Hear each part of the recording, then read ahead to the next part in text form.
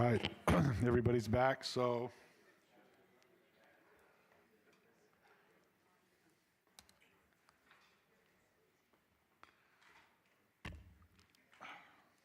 we're going to get rolling again. We're going to go to agenda item number 9, petition, Ms. Rebecca Goff. For possible action, Ms. Goff has submitted a petition to add a new section to Chapter 503 of the Nevada Administrative Code, hunting, fishing, and trapping miscellaneous protective measures regarding wildlife killing contests. The commission may take action to deny or accept the petition and initiate rulemaking.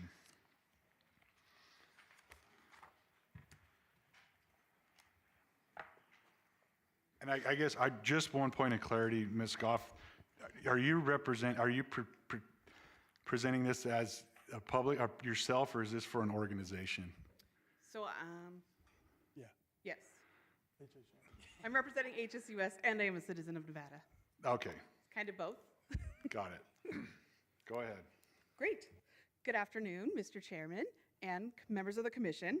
My name is Rebecca Goff, and I'm the Nevada State Director for the Humane Society of the United States and a proud Nevadan. I'm here today to present my petition to end wildlife killing contests in Nevada. With me today is my co-presenter, Warren Hardy, as well as my colleagues from HSUS who will not be presenting but will assist with questions at the end. Jill Fritz, Senior Director of Wildlife Protection, and Heather Carpenter, our Western Regional Director and fellow Nevadan. Before we start with the formal presentation, I will turn it over to Warren for opening comments.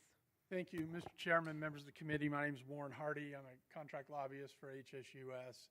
Really appreciate you hearing our petition this morning and considering moving it forward for rulemaking.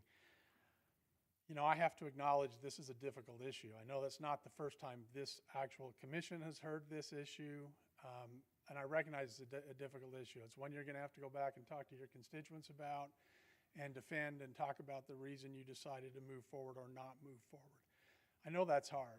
I spent quite a few years as a member of the legislature and as a lobbyist in the state of Nevada, but I'm very familiar with these issues.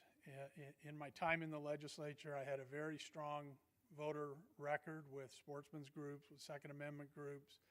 I don't think there's anybody that will deny that my time in the legislature, I defended and supported this board. In my lobbying career, I also have represented groups such as Hunters Alert, Desert Sportsman and Rifle and Pistol Club, the Coalition for Nevada's Wildlife.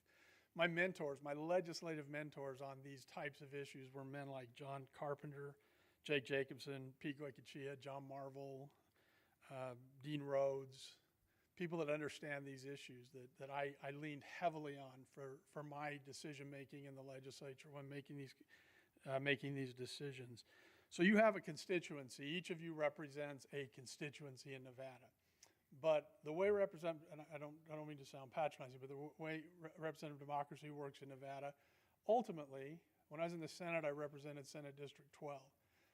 And that drove a lot of my policy and decision making. But ultimately, at the end of the day, I represented also the state of Nevada. I recognize the decisions that we made in the state Senate and in the legislature were going to impact and affect all Nevadans. It was interesting because I tried to explain how that works to a constituent one time. I said, you know, of all the issues, I think we usually dealt with 2,000 different bills during the legislative session, 1,500 to 2,000. Of those, there were maybe 10 that I really cared a lot about, that I really felt strongly about. The rest of them, I was just trying to do right by the constituency that was impacted by those decisions. And sometimes that's a hard thing to do when you're in the legislature. So I know it's not always fun to go back, but representative democracy works. The process, the notion, the concept, the idea that you gather all of the information and speak on behalf of your constituency works. It's a system of government we've all bought into, and it works. So who's your constituency overall? I read the mission statement. NDOW's mission is to protect, conserve, manage, and restore wildlife and its habitat for the aesthetic, scientific, educational, recreational, and economic benefits of the citizens of Nevada and the United States. At the end of the day, that's your global constituency. You might represent the ranchers. You might represent the general public. You might represent conservationists. But at the end of the day, according to your mission statement, you represent not just all the citizens of Nevada, but all the citizens of the United States. We have a system that's been debated here. We have 5 representatives of sportsmen. We have 1 farming representative, 1 ranching representative, 1 conservation, and 1 member of the general public. So there's 5 members that represent sportsmen, which has traditionally meant hunters. You got 5 representatives on this board that represent 3.5% of Nevadans. I know that's been debated. I have had in my legislative career at least 3 occasions to vote to change the makeup of this commission. And all 3 times I voted no or declined to vote at all, because I firmly believe in this process. I am a strong believer in representative democracy. I have always believed, and you can go back through the legislative record and hear me say many times, probably hundreds of times, that the issues, the problems of government are best solved at the level of government closest to the people. That's you in this case. This is where this debate belongs. I will not support this going to the legislature. The legislature has set up this commission to deal with these issues. Now that requires some discipline on your side as well. Because if you're really going to deal with the issues on these issues, you've got to deal with them by listening to all Nevadans and the perspective of all Nevadans. We're not here to talk about identity politics. I don't care what you do or how you like to recreate or whether you hunt. I've always been a strong supporter of hunting. I've got a very strong record in the legislature on that point. But the policy that you make on this issue and all issues will impact all Nevadans. It will be the policy of the state of Nevada. And so I ask you to keep that in consideration. So here's our ask today. And I wanted to give you this opening statement so you could hear it in the context of this. We're not asking you to outlaw wildlife killing contests today. That's not our request. And I want to state for the record that you moving to advance this to the rulemaking process will not be interpreted by me or my client as support for eliminating wildlife killing contests. What we're asking you to do is something, and I'm happy to stand corrected on this, something this commission has never done, and that is move this to the rulemaking process. Because in the commission context, that's how democracy starts. By you, if you're not willing to move that forward to a discussion, to a policy discussion about a regulation, that's akin to having a piece of legislation introduced in the legislature and the legislature saying, we're not even going to hear it. I know you're listening to it today, but this process is about making sure that all Nevadans have the opportunity to weigh in. What you look at today in our petition is a snapshot. I don't know that this is the right solution. I don't know this is what we need. This is the start of the process to determine what this should look like or whether we should even have it at all. But we're asking you to start the process to give all Nevadans an opportunity to weigh in on this. They could all be here today, but I'm not entirely sure the resolution we have in front of us is the right one for Nevada. We won't know that till we go to the rulemaking process. So I'm letting you all off the hook. You're never going to hear me say you voted to send this to rulemaking, therefore you support the discontinuation of wildlife killing contests. Because in my mind, that's not what's happening today, and that's not what we're asking for. I have a lot of confidence in this commission. It's the reason I voted 3 times that I'm aware of, and it might have been more, to change against changing the vote here. This process will work unless you allow it to become politicized. This process will work unless you drown out the voices of people who want to be heard on this. The challenge you have is that the dynamic is shifting. When I first started getting involved in these issues 33 years ago, there weren't a lot of people in the state of Nevada that cared much about wildlife issues besides hunters. Most of the times that I've gone out to do habitat issues and to do land issues and to build guzzlers, it was with sportsmen. Sportsmen, in my mind, have always been conservationists who protect our wildlife and protect our outdoor community. But there were very few people that really cared about it back then. Now, and you'll hear in our presentation, the number of individuals that care about the outdoors and care about wildlife for reasons other than hunting has grown exponentially. I want to protect this process where this group at this level of government, closest to the people, resolves these issues. But I will just say this, if we can't move this forward to rulemaking where we feel like, our constituency feels like we have a legitimate discussion, I'm going to have a very time convincing them that the legislature is not the right venue for that. This is the venue, that's my firm conviction, but the process has to play its way out. You may or may not like the end process, but if you don't, vote against it. I'm not asking you to support it at this point. I'm asking you to give us a chance to bring all the communities together, develop a regulation, and then let you make your judgment based on that. So I appreciate your time. I appreciate you allowing me to make those opening remarks. If it pleases the chair, I'll have Rebecca go ahead and then we'll stand for questions. Thank you. So, wildlife killing contests are a blood sport, like dogfighting or cockfighting. They're organized events in which participants compete for cash and prizes, including championship belt buckles for killing the most, the largest, or even the smallest animals within a specified time period. The events typically take place over 1 or 2 days.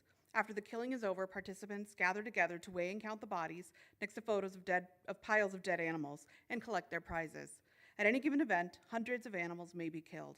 The animals are then often dumped like trash. They are not killed for their meat, or even their fur is often rendered useless for sale. I do want to note that while we're talking about wildlife killing contests, we are not talking about the lawful hunting of these species.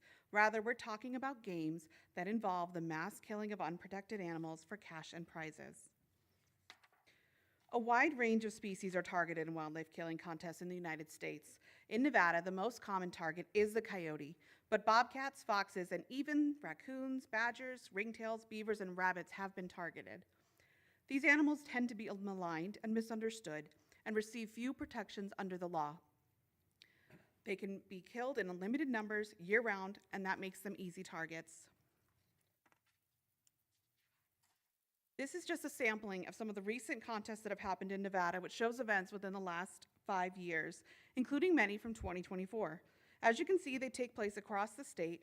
Roughly 15 to 20 contests take place every year in Nevada. This is a map of the states that have banned wildlife killing contests and the states that are considering regulations or legislation to do so in 2024. Since 2014, 10 states have banned these events. 4 of these states banned contests through the legislature, but the remaining 6 states, Arizona, California, Colorado, Massachusetts, Oregon, and Washington, banned them all through their state wildlife commissions. These commissions prohibited the competitions based on science, ethics, and because they want to protect the reputation of their hunting communities. As you can see, the majority of the states around us have all ended these contests in the last several years through the state wildlife commissions, and more states are banning them every year. This could drive more contestants into our state as it becomes a safe haven for these events if we do not make a change. In this petition, we included language for a proposed rule, which was drafted by our attorneys.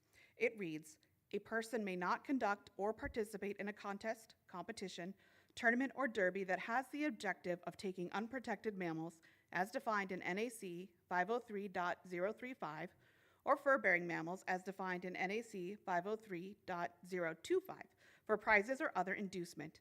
With this language, we're targeting organized events that have the goal of mass killing animals for prizes. These events are promoted and generally require registration fees and payment of entry fees.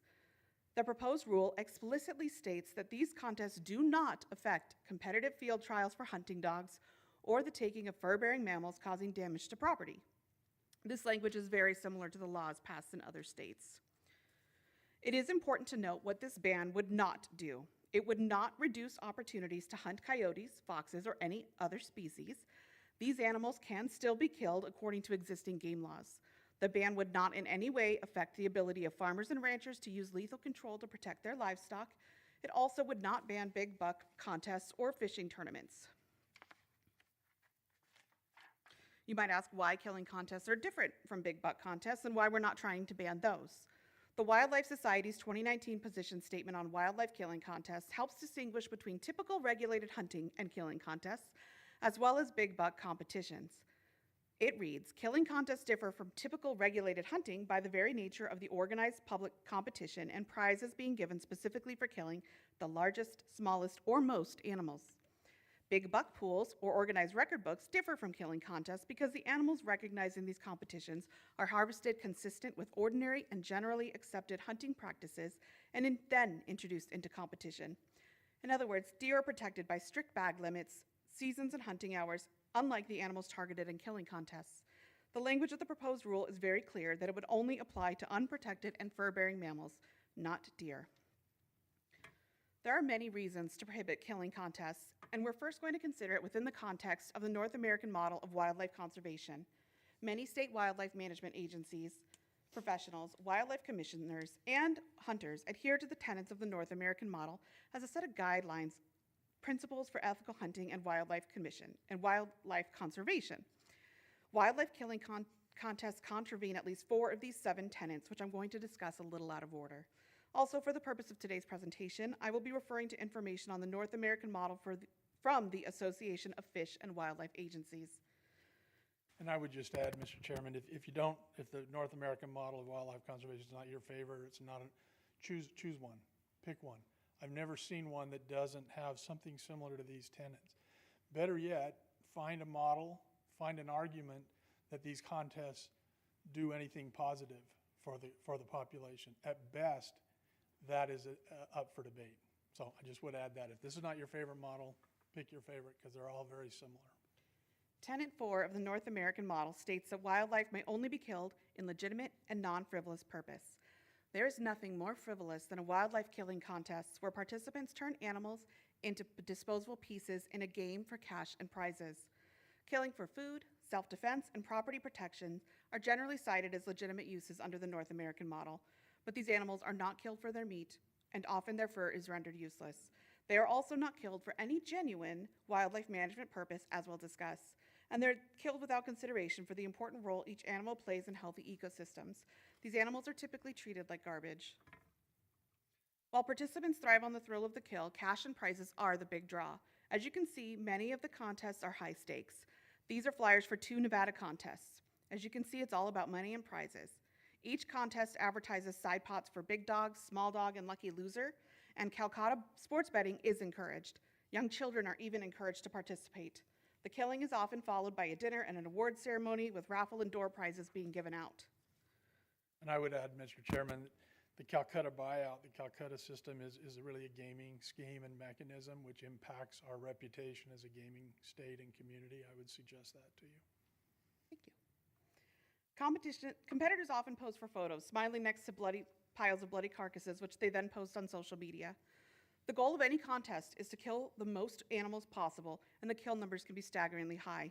This photo was posted by a Nevada contest participant who brags, 2 dogs during the night hunt and went to Pound Town during the day. We killed 10 dogs in 6 hours day calling. Couldn't ask for a better day. Was a super fun contest, didn't come out on top, but we gave them hell. To achieve high kill numbers, participants use high-tech equipment, including spotlights and electronic calling devices, which mimic the sounds of dependent young or prey animals in distress to lure the animals to be shot. The animals are killed with guns fitted with night vision and thermal imaging scopes. This equipment overwhelms the animal's natural abilities to escape, violating the ethics of fair chase. Now, some people have insisted that these killing contests be called calling contests instead. But as you can see from this screenshot from a YouTube video, which provides tips on how to call coyotes, the ultimate result is still a bunch of dead coyotes.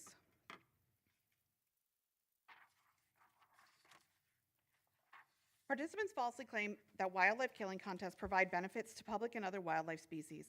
But as Colorado Parks and Wildlife stated in 2020 at a Colorado Parks and Wildlife Commission meeting, hunting contests for these species are not necessary to provide an adequate, flexible, and coordinated statewide system of wildlife management, or to maintain adequate and proper populations of wildlife species, nor are hunting contests for these species necessary to protect, preserve, enhance, and manage wildlife for the use, benefit, and enjoyment of the state or its visitors. The Colorado Commission then banned killing contests. In recent years, thanks in large part due to investigations and investigative news stories that have exposed wildlife killing contests for what they are, these events have caught the attention of major media news outlets, including the Chicago Tribune, the Boston Globe, the Washington Post, the New York Times, and most recently, National Geographic. Exposing these events has led to significant public outrage against them. Killing contests also contravene Tenet 7, which states that scientific management is the proper means for wildlife conservation.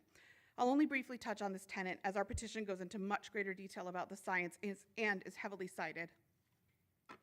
To justify these events, participants use fear-mongering and falsehoods to promote the narrative that if carnivores like coyotes and foxes aren't controlled, they'll overrun our communities, decimate deer populations, and kill large numbers of livestock. These myths help perpetuate the belief that these animals should be killed in unlimited numbers, thus allowing the contest to continue. But scientists across the country, including some of the nation's most prominent large carnivore experts, have come out in full force against these contests. They have found that wildlife killing contests serve no genuine wildlife management purpose, and they may even be counterproductive to sound wildlife management. The competitions do not reduce coyote populations and may result in more coyotes. They do not prevent conflicts with livestock and may create conflicts, and they do not boost populations of game species like deer for hunters. I also want to briefly address the falsehood that coyotes are rampantly killing livestock. This is simply not true. According to the data from the USDA, all carnivores combined, including coyotes, wild free-roaming dogs, wolves, are responsible for less than 0.5% of cattle and sheep losses in the US. And in fact, the best available science shows that indiscriminately killing coyotes will increase conflicts with livestock. The prominent Isaac Walton League of America's policies regarding predator control recognize, quote, the intrinsic value of predatory species and their important ecological roles, and state that no justification for widespread destruction of animals classified as predators. Some experts have expressed the belief that we don't need to ban contests because they don't have a negative impact on coyote populations, but we must also consider ethics when making wildlife management decisions. As Jim Zeeler, hunter and chair of the Arizona Game and Fish Commission, when Arizona banned contests, said in 2019, there's been a lot of social outcry against this, and you can kind of understand why. It's difficult to stand up and defend a practice like this. It's just not enough to say science will tell us it doesn't have a significant impact on the predator population. In other words, just managing wildlife to have a surplus population of given species should not be the only objective in managing wildlife that belongs to all Nevadans. The bottom line is that all wild animals, especially carnivores, serve a variety of free, natural, ecological services. Coyotes and foxes, for example, help control rodent and rabbit populations, which can harbor tick-borne diseases like Lyme and destroy crops.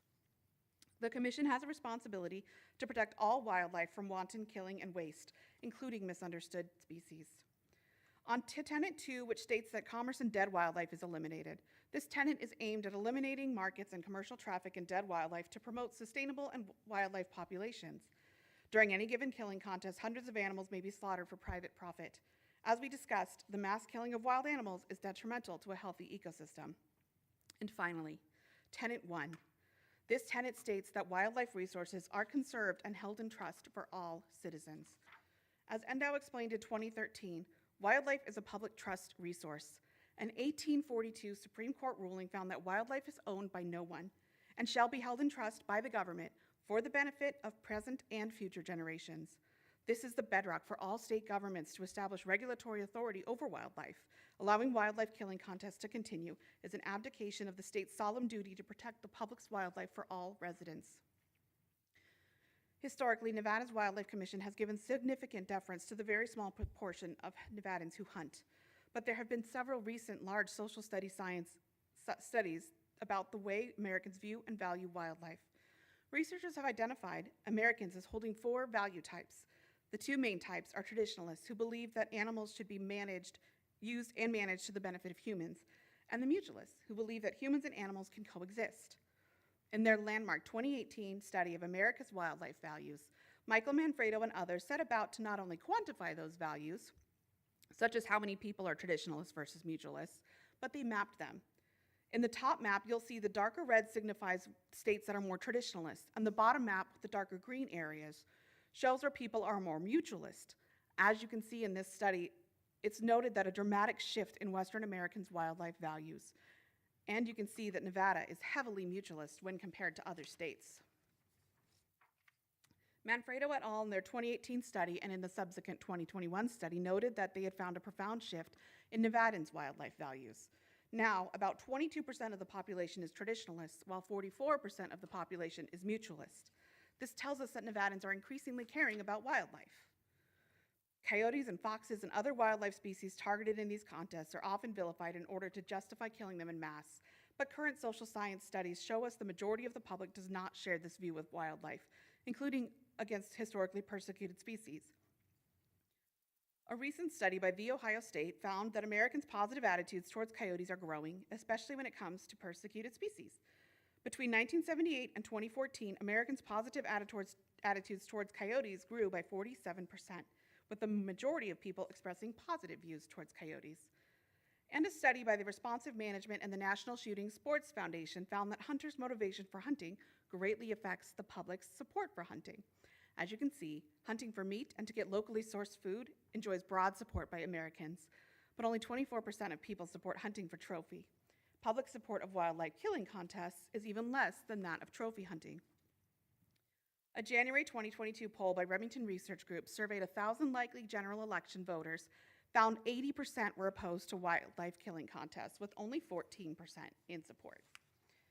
It's also important to consider that in 2023, only 3.3% of Nevadans were paid hunting license holders, and hunting has been on the decline for many years now. Of the 3.3%, only a tiny fraction participate in killing contests.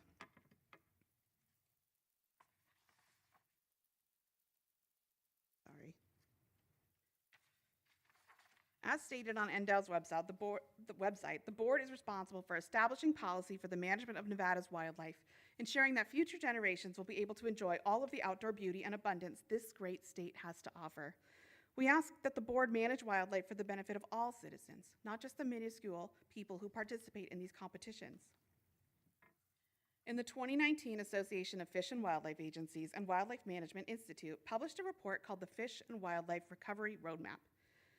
In it, then-President Ed Carter was quoted talking about the changing societal norms and demographics. He stated, "In the midst of all this change, we in the fish and wildlife profession must ask ourselves, are we still relevant to the people that we serve? If the answer is no, or maybe, then we may need to seriously evaluate what we are doing, how we are doing it, and for whom we are doing it." Additionally, the report warned that the need for change is becoming increasingly urgent, and new and different conversations about conservation needed to meet public trust obligations in the face of persistent uncertainty about the future effectiveness and relevance of wildlife conservation. In other words, agencies must meet public trust obligations in order to remain relevant for the future. So, what does killing contests say about Nevadans and Nevada's hunters? That Nevada allows for the wanton killing of animals for cash prizes and bragging rights? That hunting is a competition to see who can kill the most animals? And that hunting is done without consideration for the animal's habitat, the impacts on the ecosystem. These contests give our state a black eye and reflect poorly on Nevada's broader hunting community. I want to talk a little bit about what hunters and wildlife management professionals have had to say about killing contests. Way back in 1930, in his American game policy, the great Aldo Leopold wrote, "Use of poisons, bounties, national advertising, organized competition, and other methods unlikely to discriminate between species or between varying local conditions should be resorted to only in emergency and under careful safeguards." And in its 2019 issue statement, the Wildlife Society discouraged contests that adversely affect wildlife resources and the public appreciation of wildlife resources, and that portray hunting in an unethical fashion. It also recognized that while species killed in contests can be legally killed in most states, making a contest of it may undermine the public's view of ethical hunting. Discussing NDOW's proposed regulation to ban contests in 2021, Tony Wasley, then director of NDOW, said, "Killing contests are ethically upsetting for most members of society. Hunting should not be a competition, as such behavior ultimately degrades the value of life and undermines respect for the animals being hunted. In my ethics as a hunter, I hope to defend a deeper and more profound sense of hunting than what I fear coyote contests say to the general public about hunters and our ethics. Hunters need to be conscious of the public image we project and the way in which the public perceives us," pointing out that hunters are in the extreme minority of citizens. Wasley stated, "Our actions must be with awareness of the broader societal irrelevance." He concluded, really what my biggest fear around the issue is for the future of conservation, for the way that we as ethical sportsmen and women are viewed by a changing society, and the consequences on a whole host of other activities. My fear as a sportsman, and my fear as the director of the Department of Wildlife, is an unwillingness to consider what society at large feels about a certain activity will hasten the erosion of the privileges I hold near and dear. And rapidly increasing numbers of wildlife professionals and hunters, the majority of whom would never compete in these competitions, are expressing their opposition to killing contests. They pointed to science and ethics and that it's such a bad look for the broader hunting community. Kelly Susswind, director of the Washington State Department of Fish and Wildlife, said, "Part of my job, and frankly part of my soul, is to promote hunting, to get your youth hunting, to really have this be a core piece of what society supports. And frankly, that job is a lot harder if we're condoning these types of contests." These are just a few of the quotes we have from wildlife commissioners and agency staff. And a quote from Jim Posowitz, hunter and conservationist who wrote the book Beyond Fair Chase, Ethics and Tradition of Hunting, said in 2018, "Those of us who value hunting don't need animal protection groups to give us hunting a black eye. We're doing it all by ourselves, against ourselves. With the proliferation of self-promoting videos on YouTube and selfies of people posting with dead animals on Facebook and other forms of social media, we've become our own worst enemy." And finally, a quote from Brian Yablonsky, hunter, executive director for the Property and Environment Research Center, and former chair of the Florida Fish and Wildlife Conservation Commission, said, "Hunting has so many headwinds facing it, and to have examples of poor hunting or controversies purported to pass as hunting does not serve or reinforce the conservation legacy of hunting, which is hunting's strength. People who engage in unethical behavior are undermining it. We need to police ourselves and insist that we abide by and uphold the highest standards." Circling back to this fact, that only 3.3% of Nevadans hunt, and only a tiny portion of those participate in these killing contests, the societal cost of banning these competitions is very small, while the benefit in terms of how society views hunters and the risk to the hunting community if you continue to allow these events is much greater. We can support hunting for food and for tradition, and at the same time, we can prohibit senseless acts and activities like wildlife killing contests. So today, we ask you to approve this petition and to move forward with the rulemaking process to outlaw wildlife killing contests in our state. Thank you for your time and your consideration of this important subject. Thank you, Mr. Chairman. If I may just conclude with just quickly, I've been doing public policy in Nevada for 33 years now, and here's the canary in the mine. The slide that showed the diminishing participation in hunting across the country and in Nevada. This issue really, to me, is about what we're saying to the next generation of hunters. But really, it's about whether we even get to have that conversation. So again, we're pushing these individuals away who care more and more about the social side of it. We can no longer, as hunters, as sportsmen, as outdoorsmen, we can no longer ignore the social component of this. So again, our ask today, and I'll say it again for the record, if you decide to go forward with this petition rulemaking process to allow us to try to come up with a regulation that makes sense for all Nevadans, no one will say that you're today supporting the banning of wildlife killing contests. What you're doing is allowing democracy to move forward. If you don't like the result of that, when everybody comes together and hopefully comes up with a regulation that makes sense, please, we won't bother you. That'll be your decision. Because I know, like I said, 5% of the issues maybe I dealt with in the legislature I care a lot about. So the issue before us today is whether we allow the debate to go forward, and we would really appreciate the opportunity. I've been asked by a number of people, what's different now? Well, this came forward in 15 and 16, a couple of years ago. What's different now? This has never gone to rulemaking. This has never had, and if it doesn't go to rulemaking, you're not having a complete conversation. I understand the regulatory process. I served on the legislative commission. In fact, I chaired the committee to review regulations. I understand that process as well as anybody in the state. And I will say for the record today, If you don't allow that process to go forward, you haven't fully vetted the issue. Really appreciate your time and happy to stand for questions. I guess before we get to questions, I do want to clarify, when this came to the commission in 2021, we opened rulemaking. We discussed this for about a year. I will point that out. It was not that we did not. I'm not trying to correct you or no, contradict you at all, sounds but like I needed to be we corrected. absolutely did open it for rulemaking. The commission did open it. That discussion, it took about a year worth of commission meetings to get to a final vote on it. So I did want to clarify that. No, I stand corrected. Thank you very much. Yeah. So anyway, with that, does anyone have any questions for the petitioners?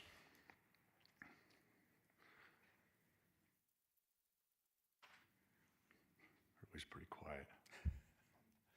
Commissioner McNitch. Look, last time, I mean, I put on the record last time, at the risk of, drawing things out, I got called out pretty hard for not talking before we got to public comment, playing all my cards so that I could get counterpunched is basically what it boiled down to. So I don't have a lot more to say than what was presented. I don't want the public to think that I'm trying to counterpunch. That's what I was accused of last time. I guess the only comment that I'll make is you guys know where I've largely stood on this. And I've had calls from sportsmen clear up until, I don't know, Craig could help me out, 8:30 last night, 8 o'clock last night. I talked for a better part of an hour with somebody in the hallways of the Hilton in between games. And,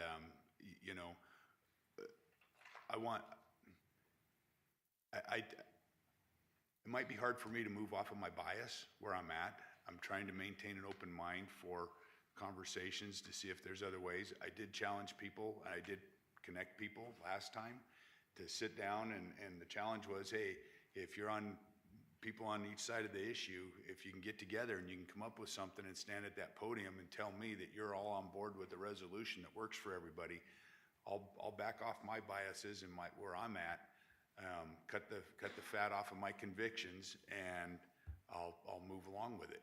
I'm still in that same boat. I'm a little more entrenched than I was last time, but I try to be as open-minded as I can. The one thing that as these conversations continue, I guess I've been questioning in my mind, what we're talking about is really a method of take. It's not we're not putting, the conversation isn't, are we going to ban coyote hunting? That's not what's on the table. It's a function of, it's a method of take. It's through these contests is what the rub is. So I ask myself, how are what we're being asked to consider and process, how's it any different than the trail camera issue or the drone issue or caliber restriction issue or shed antlers? Those were all things that were creating some angst, and those were largely amongst sportsmen. And we took the time, so we didn't ban those things, but we took the rough edges off of them to make them more tolerable. And I think that's where I'm at with this is I'm not here to make an argument to ban killing of coyotes. That's not what I'm here for. I think that we can come up with language that kind of takes the edge off of the offensive aspects of hunting coyotes and getting it back into a place where the public is more tolerable. So that's where I'm going to leave it for now. I really hoping that we as a commission can engage. I know it's hard. I get it. It's a hard conversation, and we've never really had conversation. We've shared our thoughts at the end about where we stand and kind of lean towards where we're going to vote, but we've really not had debate up here, to be honest with you.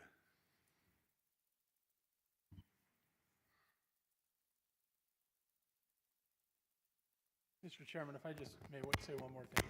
I appreciate Commissioner McNinch. I hear that all the time. This is hard. This is hard. This is hard. Democracy's hard. Democracy was intended to be hard. I apologize for missing the debate. I don't know how I did. I've stayed pretty well in touch with what's happening. I somehow missed the rulemaking in 2021.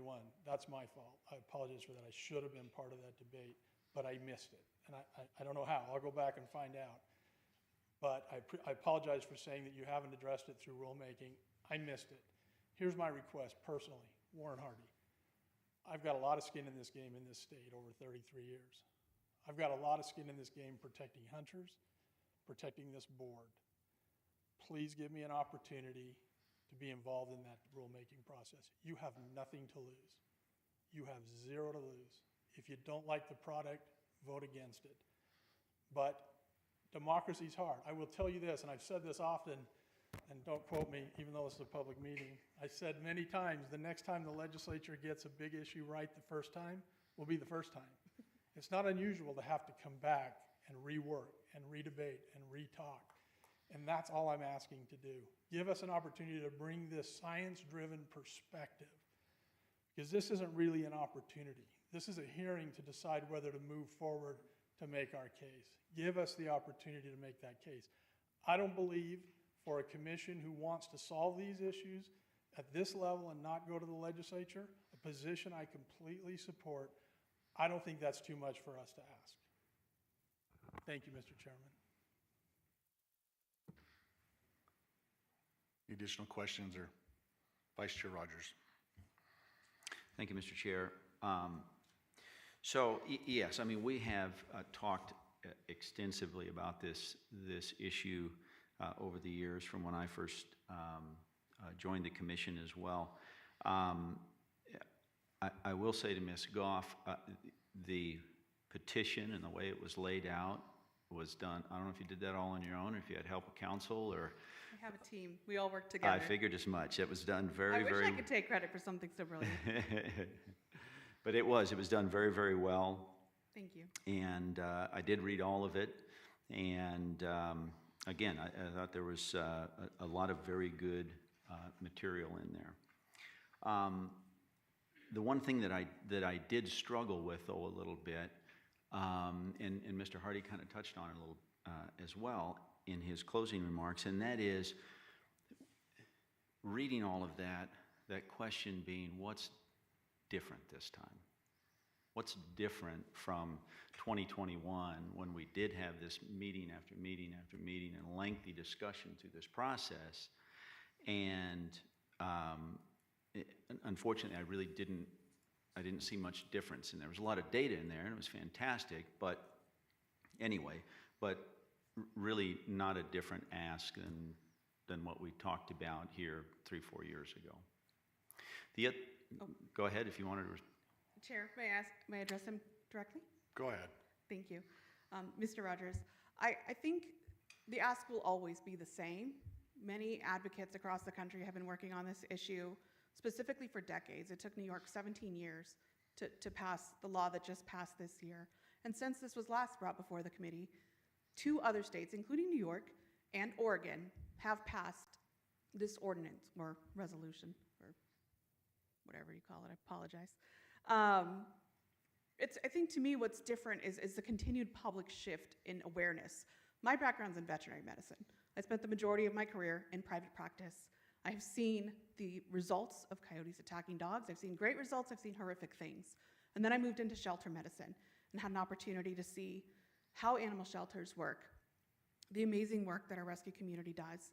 And that got me interested in general animal welfare. And that's how I ended up here today before you. As a lay citizen, who I don't come from a family of hunting, my husband does, but I don't come from that background. I knew very little of it, to be completely honest. When I learned about this, I was appalled. I did not understand that these things happened. I always thought of hunting as, you go get deer, you eat the deer, you might put the head on the wall. That's kind of my understanding of hunting until I got into this role. And then I learned about this dark side of it, and I was appalled. And every single person that I've told, just in my community, in my friends, my family, they're appalled as well. The general public does not know that these things happen at the scale that they do, but once they find out, they are appalled. And what we do not want to happen, and what we've discussed when we talk about those social studies that we've seen, we don't want this to threaten all hunting. That is an important part of American tradition, and it's not something that we're here to come after today. We're coming after a very, very specific tiny corner of this world that is these killing contests that take animals en masse for cash and prizes. And again, you can still kill coyotes lawfully, just we're asking to remove the organized contests for cash and prizes. So I think the societal changes is what's really different, and that is harder to datify without these big studies that don't happen every single year. Mr. Chairman, if I could add, I appreciate Vice Chair Rogers' argument, but I would submit to you that it's not a democratic argument to say we've heard this, we've dealt with this, we've done this, we're never going to talk about it again.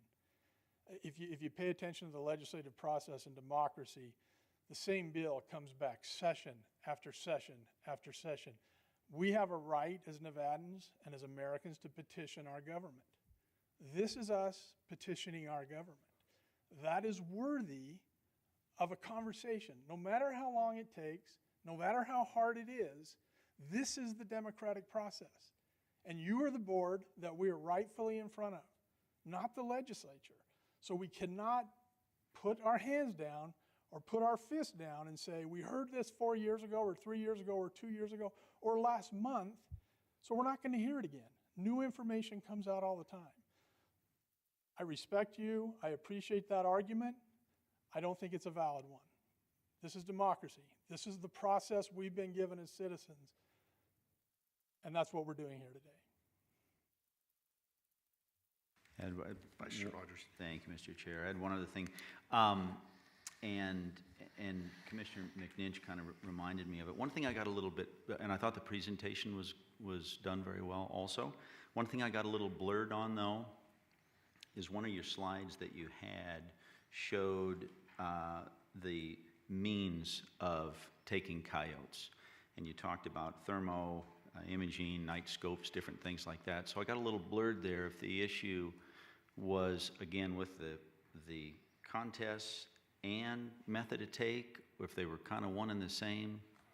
So what I was trying to highlight with the method of take, the tools used, was just that it violates the fair chase ethic. These tools overwhelm the animal's natural ability to escape. So that's what I was trying to point out with that slide. Oh, sorry. I should have asked if I could go to him. Oh, you're fine. Thank you. Yeah, I think the point is if it's not allowed in the regular course of fair take, then we ought to look skeptically at it in these contests.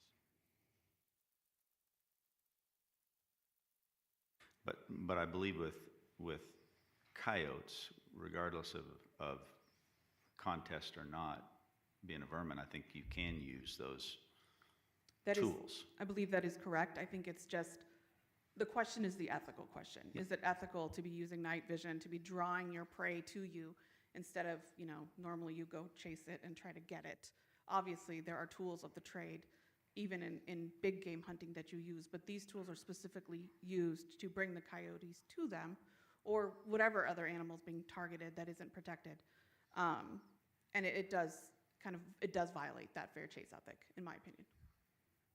But also a good argument, Mr. Chairman, for having the rulemaking, because those are the items, those are things we can discuss. I'm not in any way, shape, or form representing that what we have here today is going to be satisfactory to all Nevadans. So let's find out. Let's go talk to them. And let's do it as many times as necessary till everybody feels heard. That's the social part of it we cannot, as hunters and as sportsmen, continue to ignore. And as many times as it takes, I can't tell you how many times I've heard certain issues of the legislature every single session. But we hear them, and we go through the process, and we talk about it. And really, that's the process that needs to rule here as well. Democracy is hard. Thank goodness democracy is hard.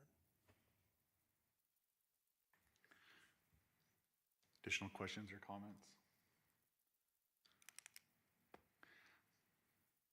This is an action item, so I will, if you guys want to step aside, I'll open it up for cab comment. Any cab comment in Las Vegas?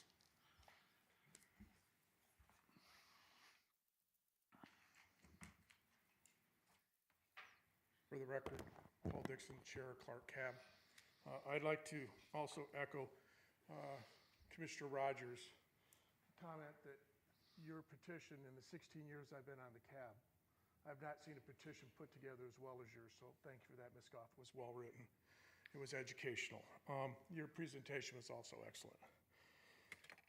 We devoted over an hour of my 3.5-hour scheduled cab meeting to this topic, which for me, I told the public at my meeting was going to be long and I wanted to have an open discussion on it.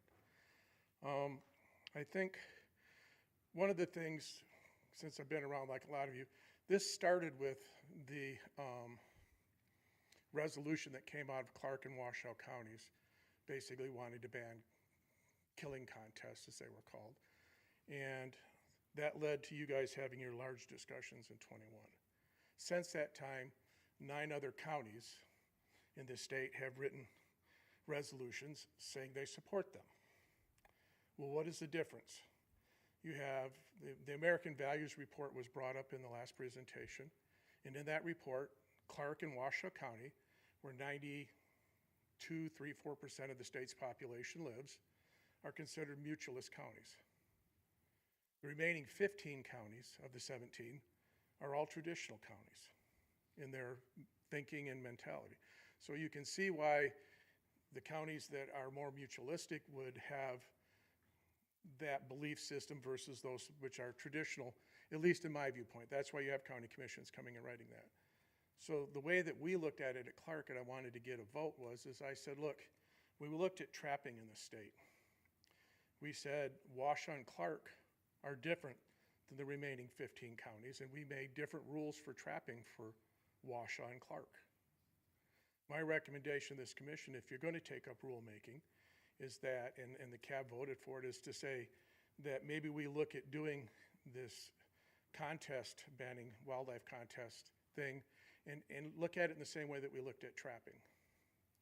I had 2 dissenting opinions. I have a 7-member board. I have the largest board in the state, but also we represent the largest population here in Clark.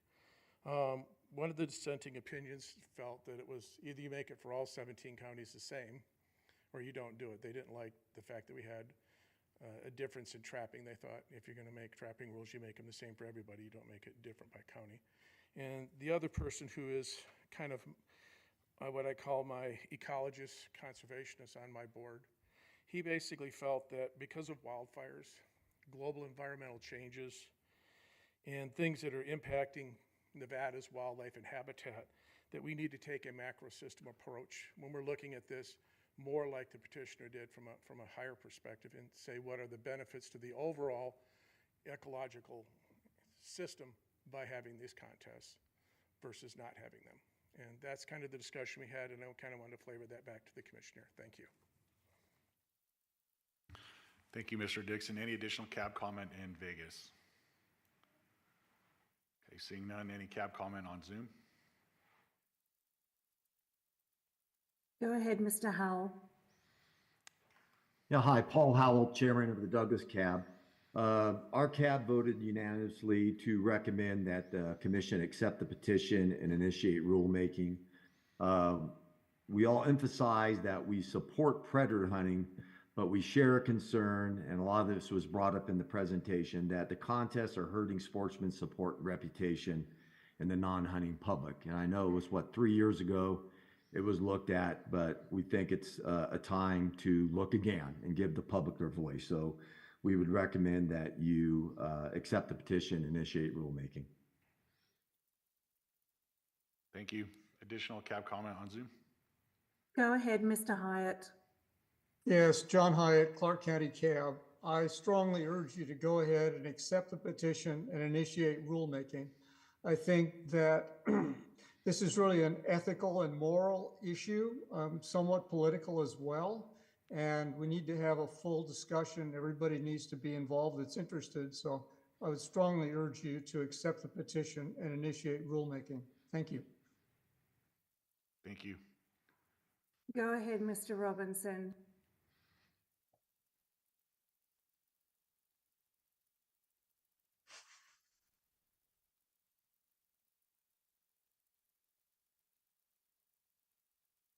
Mr. Robinson, if you could unmute yourself, please.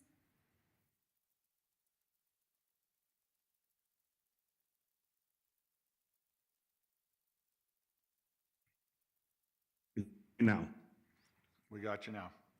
Steve Robinson, Washoe County. Washoe Cab voted unanimously to reject this petition. And it's 9 counties so far have rejected the idea of banning these contests. The legislature has rejected this also 3 times. And we discussed it ad nauseum for the last, for an entire year, with everybody being able to be heard. So I don't know if the commission wants to continue this discussion. I think it was we worked it over pretty well in 21, and I'd ask you to deny this petition. Thank you. Thank you, Mr. Robinson. Any additional cab comment? Okay, with that, I'll bring it up to public comment in one more.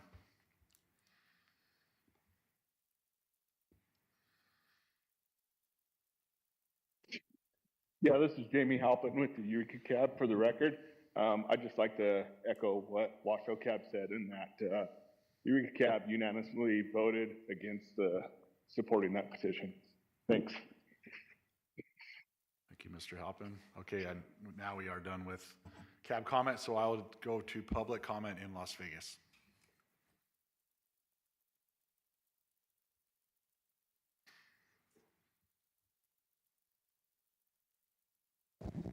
Mr. Chair, Commissioners, Jana Wright, resident of Clark County, support of the petition.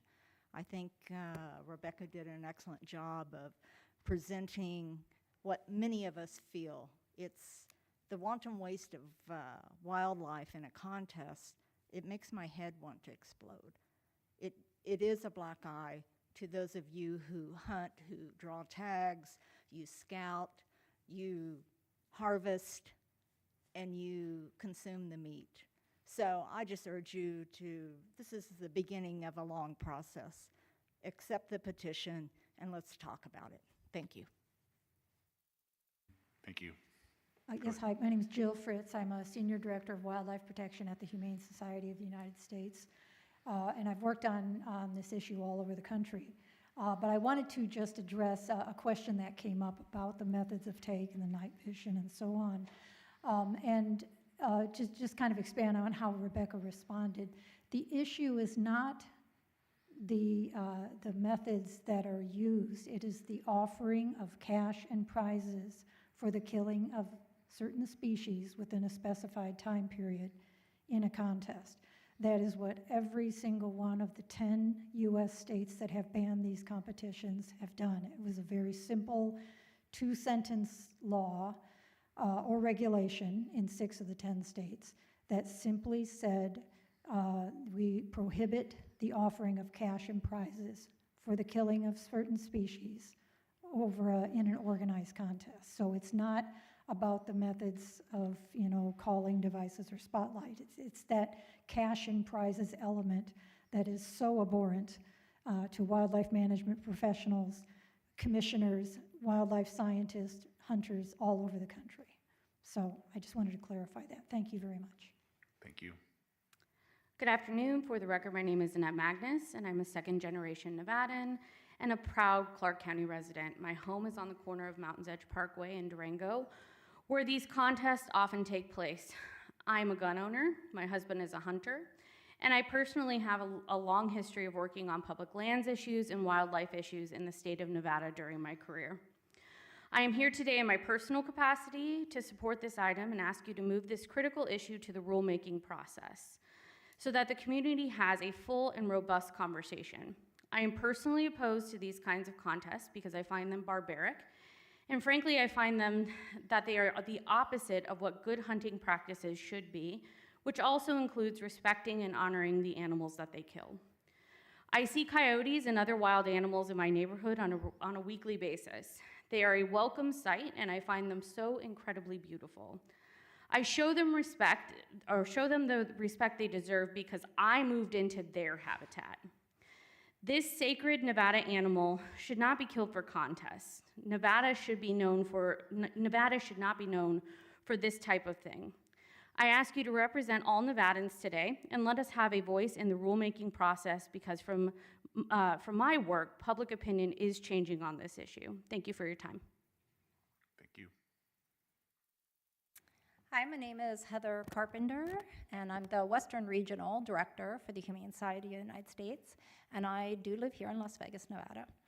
And so I'm not going to talk a lot because you've already heard from my colleagues about this issue and our petition. I really appreciate the commission considering our petition, but I just wanted to make a comment about the Humane Society of the United States.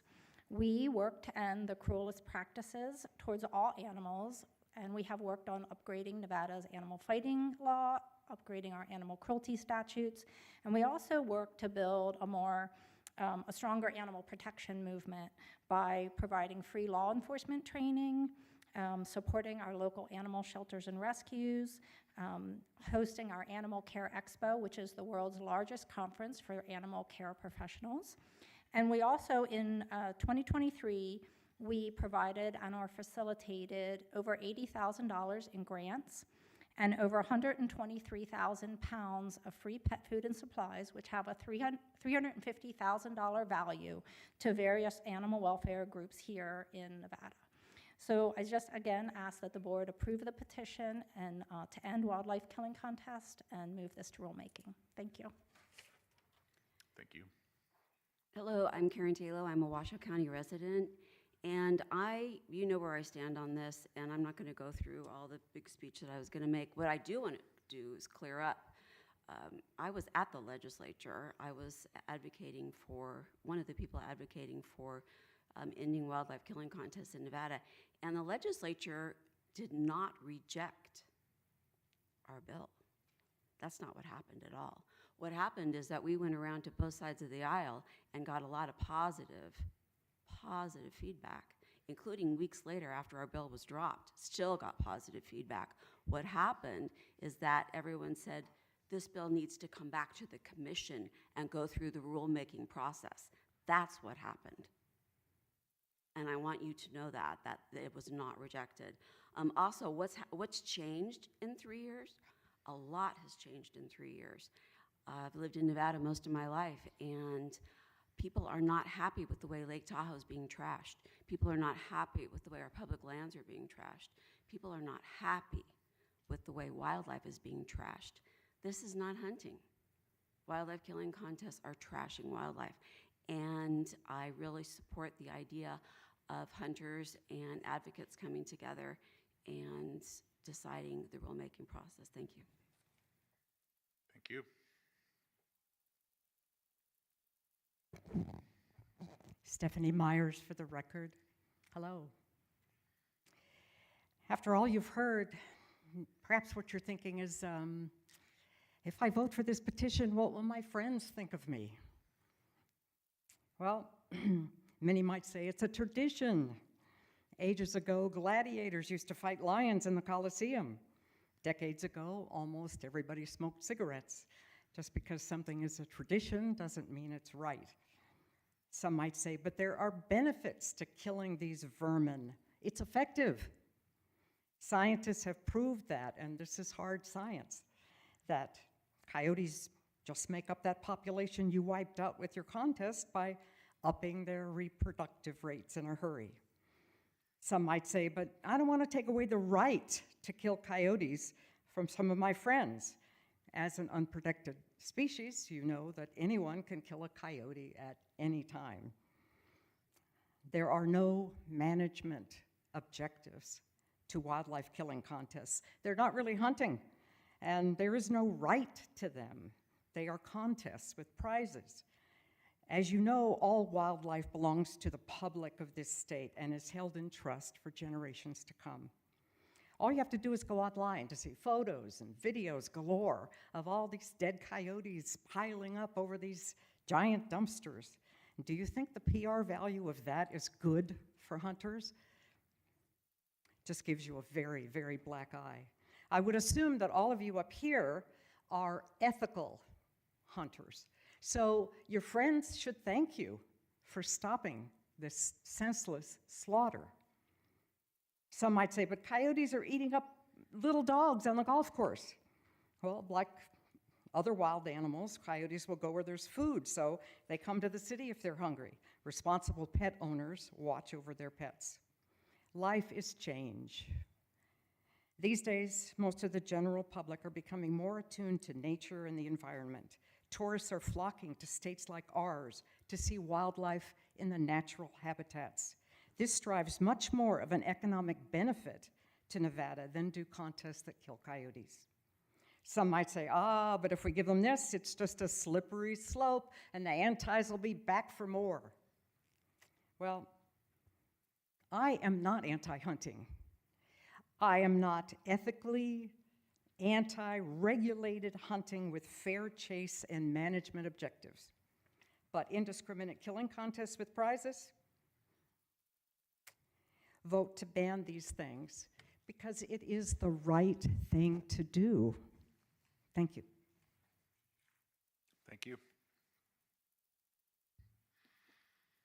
Good afternoon.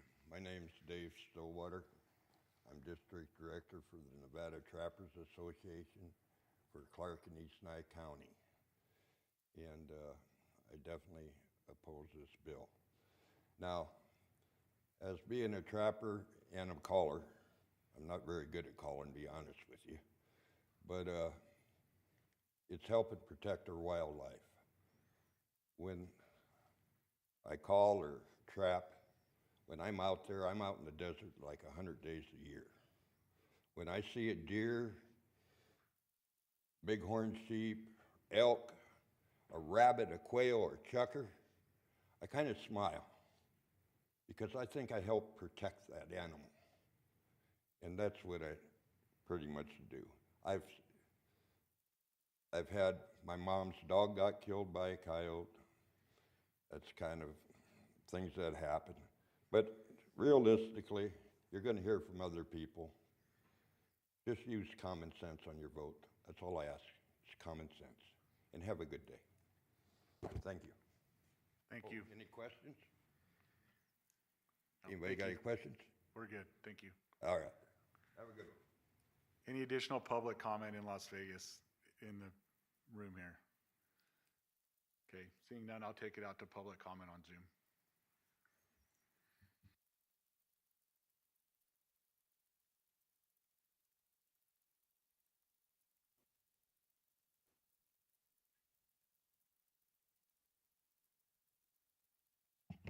Ms. Payne, go ahead. Thank you. Good afternoon, Commissioners. My name is Irene Payne, for the record. I'm calling from Washoe County today. I request that you support this petition and initiate rulemaking. These contests are unacceptable and a frivolous waste of our state's wildlife, which should be available to all of us to enjoy. By supporting these contests, you're favoring a very small minority, which I feel is unacceptable. And let's be honest, this is not ethical hunting. Many of my colleagues and friends who hunt are absolutely appalled at these so-called contests, and it really is the dark side of hunting. And it is something of an embarrassment for our state, as I'm sure you're all aware. I'm sure you've seen articles in traditional media and on social media. It is your responsibility to protect wildlife for all of us to enjoy, and that includes coyotes, which many of us really love to hear on a summer's evening or to see when we're out walking our dog. And finally, Commissioner Rogers, you mentioned about, what has changed from a few years ago, and I know other people have said this, but public sentiment has changed, significantly changed. We actually like our wildlife, and we want to see and hear our wildlife. Thank you very much for allowing me to make public comment today. Thank you. Thank you. Go ahead, Mr. Forbush.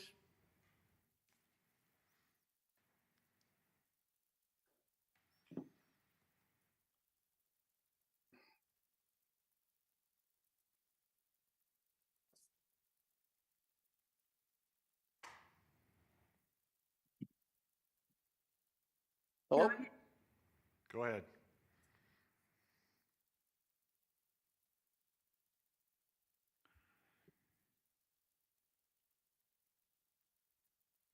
Hello? Yes, please go ahead. I'm sorry about that. I'm doing this off my phone. My name is George Forbush, and I'm against the passage of this petition. Under NEC 501-195, a petitioner may file a petition to adopt a new regulation, amend a regulation, or repeal regulation.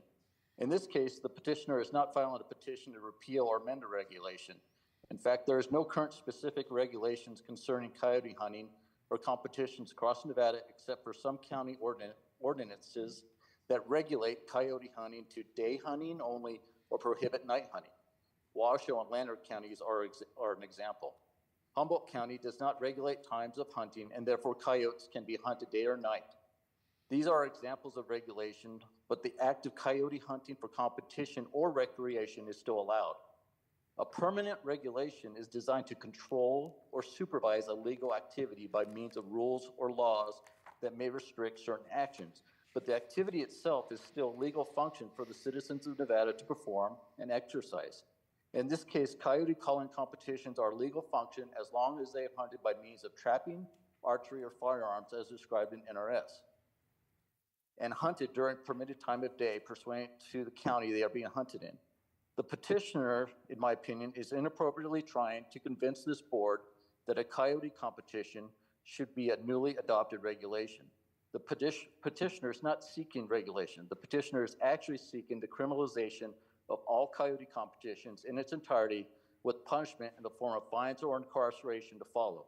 This is not regulation, but it's criminal law, and there's a significant difference between the two.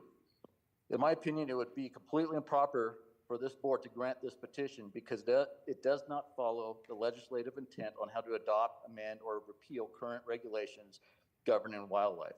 If the petitioner wants to ban coyote competitions, that would have to be in a form of a law that only the Nevada legislature can create through the legislative process. And as all of you are aware, the last legislative session did not take this issue up, and by doing so, they sent a clear message that coyote calling competitions are a legal activity. The way laws are created in the state need to be followed, and creating a law disguised as a regulation is not going to go unnoticed or unchallenged. I respectfully request all of you deny this petition.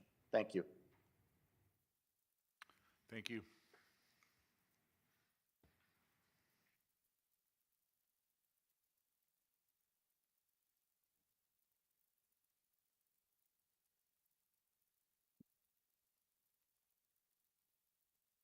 Hello, my name is Neil Cheney. I am the president of the Nevada Trappers Association. I live in Pioche.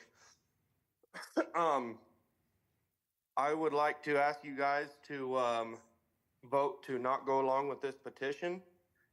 They claim the contest do not have an effect on predator populations, following what the science tells them, that predators will just have more offspring every year, but then go along to say that these contests are making it to where they won't be able to see the animals, or there will be less animals on the landscape to take care of rodents. They're leveraging cherry-pick scientific points and working the emotional angle on them and talking in circles, contradicting their own claims and their own statements. When this was in legislature during the last session, we had 62 people here in Lincoln County that came into the meeting, and we called in and voted no against the same thing. Like others have said, all the other counties. They also admitted to it being the same petition as what was brought forth in 2021, and per commission's own policy, petitions, the same petition cannot be heard within a 5-year period.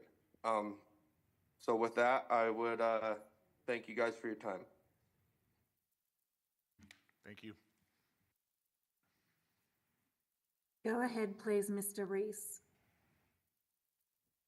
Yes, thank you. Mike Reese for the record. So coyote calling contest, there's nothing indiscriminate about it whatsoever. If you get two guys in a pickup truck that leave the house in the morning wanting to go call coyotes, they take the same equipment, same firearm, probably even the same roads to go where they go. And if they go out and they harvest a coyote, we consider them a godsend. They're out there protecting our fawns, our calves. If they happen to stop by a grocery store and drop $20 in a pocket and put their name on a list and says, hey, maybe we might get enough to win, maybe we won't, but we'll take the chance. We're still gonna go. When they call a coyote in, bobcat in, it is not indiscriminate. Lucky if it comes in, but that is their main intent, is to go out for predators. So I ask you to not criticize the person who says, I'll step forward, it's like playing the lottery, if you will. Put some money in, maybe I get a chance to win, maybe I don't. We're not criminalizing it. And the second point that I'd like to make, our coyotes during the birth rate will drop 6 to 8 pups. Our fawns will drop 2. Lately, statistics told us it's 1.5, which means at the birth rate, the coyotes outnumber our fawns 4 to 1. I want to ask the commissioners, why do you feel a need to protect the coyote when it's our fawns that need the protection? Last year, you guys had almost $1.3 million put in out of the 432,000 plus applications that went in for lethal predator control. This is another way of helping it. We can argue about how effective or ineffective it is, but there's nothing morally wrong if somebody's gonna go out and go call coyotes and wants to put his name on a list because I might be able to do a pretty good job today. If a person does that and goes out, doesn't get any, they don't go back. They leave wherever they're at and they go home. They don't even go check in. If they only got 1, maybe 2, they may think, we don't even have enough to stand a chance. We're just gonna take ours home, skin it, do whatever we're gonna do and leave. I strongly ask you to consider the amount of resolutions that have been in by the counties and deny this petition. Thank you. Thank you. Thank you. Go ahead, Mr. Walker. Hi, Jake Walker, Clark County. Just wanted to kind of echo some of the other things that have been said about the cherry picking of some stats and figures here, specifically the 3.4% of Nevada residents who are paid hunting license holders. Just to remind everyone that Nevada is a great state and that we don't have to purchase a license to apply. Some of our neighbor states don't have that same regulation. So, I think we get something like 100,000 Nevada residents with paid license holders, which is pretty good considering we've only got 25,000 or so big game tags. So across the board, I feel that Ms. Goff's petition, while it's pretty thorough, is a little bit cherry picking in nature, echoing some of the logic that there's some circular logic here too. If we're talking that the coyote calling contests are ineffective and actually may increase the coyote population, then what is the concern in being able to see coyotes in the wild? So that's all I had to say. Thank you. Thank you. Is that our last Zoom comment? Okay, with that, I'm going to close public comment and I'm going to bring it back to the commission. Mr. Hardy. Thank you for the indulgence. I just wanted to, a couple of things really quickly. I haven't been able to find a LCB file on rulemaking in 2021, so I don't think it went to the official rulemaking process. If it does, please provide me with that file number. Thank you, Management Analyst Kaylee Musso, for the record. It did not make it to LCB. It went as a Commission General Regulation to a workshop at this commission meeting. It was Commission General Regulation 503. It was held for a workshop November 2021, and in a 5-4 vote did not advance to a petition, to an adoption. Okay, thank you then, Mr. Chairman. I stand by my comment then that this has never gone to the rulemaking process and would like you to consider that. I guess we can, there was never any language that went to LCB. The petition was accepted, and I think it was accepted in 2020. We had multiple meetings to discuss a regulation and never got out of that though. But a petition did get, I think we're drawing a fine line there. A petition absolutely got accepted by the commission. I think prior to that, I don't know if it did, but. I would accept that, Mr. Chairman, that it was accepted by the commission, but what just was described to me is absolutely not going to the rulemaking process. I'm very familiar with the rulemaking process. The rulemaking process is a series of hearings where it then comes back for you to make a final decision. And in order to go through the rulemaking process, it has to go to the Legislative Council Bureau to get an LCB file. So I don't think we're splitting hairs because I think that's a very important distinction in our argument today, and I think it's very important to understand that it's a rulemaking process we're talking about. The only other thing I would say is, without equivocation, this issue was not rejected by the legislature. There were 2 or 3 people in public testimony that said it was rejected by the legislature. That's not accurate. We withdrew the legislation, or we agreed to have the legislation withdrawn by Assemblyman Watts, partially because, maybe mostly because, we prefer this process, we think is where it properly resides, but it did not get rejected by the legislature. There was significant legislative support for this. And then a couple of comments were that we're cherry picking science. All the more reason to have a public rulemaking on this so that the commission, the committee, the public can understand if we're in fact cherry picking. The only way to get to that is through rulemaking. So you were kind to let me make those points, Mr. Chairman. I really appreciate it. Thank you. Commissioner McNinch. Thank you, Mr. Chairman. So I wasn't going to belabor this, but I think it's important because it was brought up to me by one of the folks that I talked to yesterday. So it's important to get it out there. I brought this issue forward back in whatever year it was, 2020 or whatever started that last process. Back in 2015, we had a petition that was filed, and the commission denied that petition. But in that process, we never officially closed the book on it. It kind of got caught in this little tailspin of this regulation or this proposal that was just kind of spinning around out there. We never really closed because the petitioners pulled the petition. The commission said maybe it was not ever completely declined. Oh boy, I wish we had that record because it was complicated. The bottom line is that I felt that it had never really been closed. People were starting to bring it up and discuss it again. So I brought it to the commission and I said, hey, are we willing to do this? You guys allowed that opportunity. We sat up here, we talked about it. This commission did take a vote to continue the conversation. It was never a petition. It was not a formal petition in 2020 or whatever year it was. It was just brought forward. We talked about it and the commission said, all right, we'll open this door, we'll go down that path, we'll have this conversation. We did. At the end of the whole conversation, technically the proposed regulation, the regulation that would have gone to LCB was denied. We voted against it here at the commission. And I remember Commissioner Barnes said, do you want to take a shot at it before I take a shot at it? And so I made a motion that we move forward with that language going to LCB. It was declined.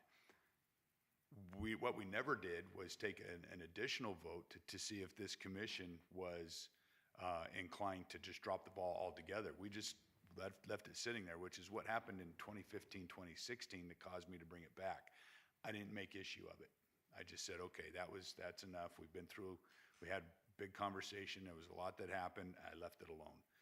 Now we're having a petition, an actual petition submitted, and there has been concern, we heard it today, that a petition is coming back within that 5-year kind of rest period that we were supposed to have. That's not the case. That 2020 activity was never a petition process. It was a commissioner bringing an issue forward and the chair opening that door for the conversation as part of the agenda building process. So that's what happened there. So we're not that I think things haven't changed. Things have changed. We did go to the legislature, and I do appreciate the clarification from Ms. Taylor and Mr. Hardy. The folks that wanted this last time, that were against this last time, they kept, there was a pretty stout urging of this commission. Let it go to the legislature. Let it go to the legislature. Let it go to the legislature. So it did. Legislature said, no, this is not how what do you guys do? Basically, that's what the question was, is what do you guys do? Isn't this something you should be dealing with? So here we are again. So now it's stuck in between this ping-ponging back and forth, and that's kind of where we're at. That's why. That's the consternation, is where does it belong? Who handles this? And, that's why we're here dealing with this today. I'm hearing some some thoughts about, well, look, I don't like, the reality is that the vast majority of people in any state are not sportsmen, okay? But let's just make the assumption, what if everybody in the state of Nevada was a sportsman?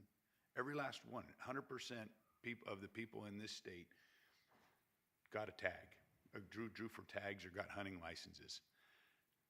It doesn't change the point that's trying to be made here. It doesn't change the issue. What is this what we want woven in to our reputation and the heritage that we have with you know, as sportsmen and women in this state? That's so, you know, it's, you know, what if, you know, there's a lot more to talk about. I don't know if that helped or not.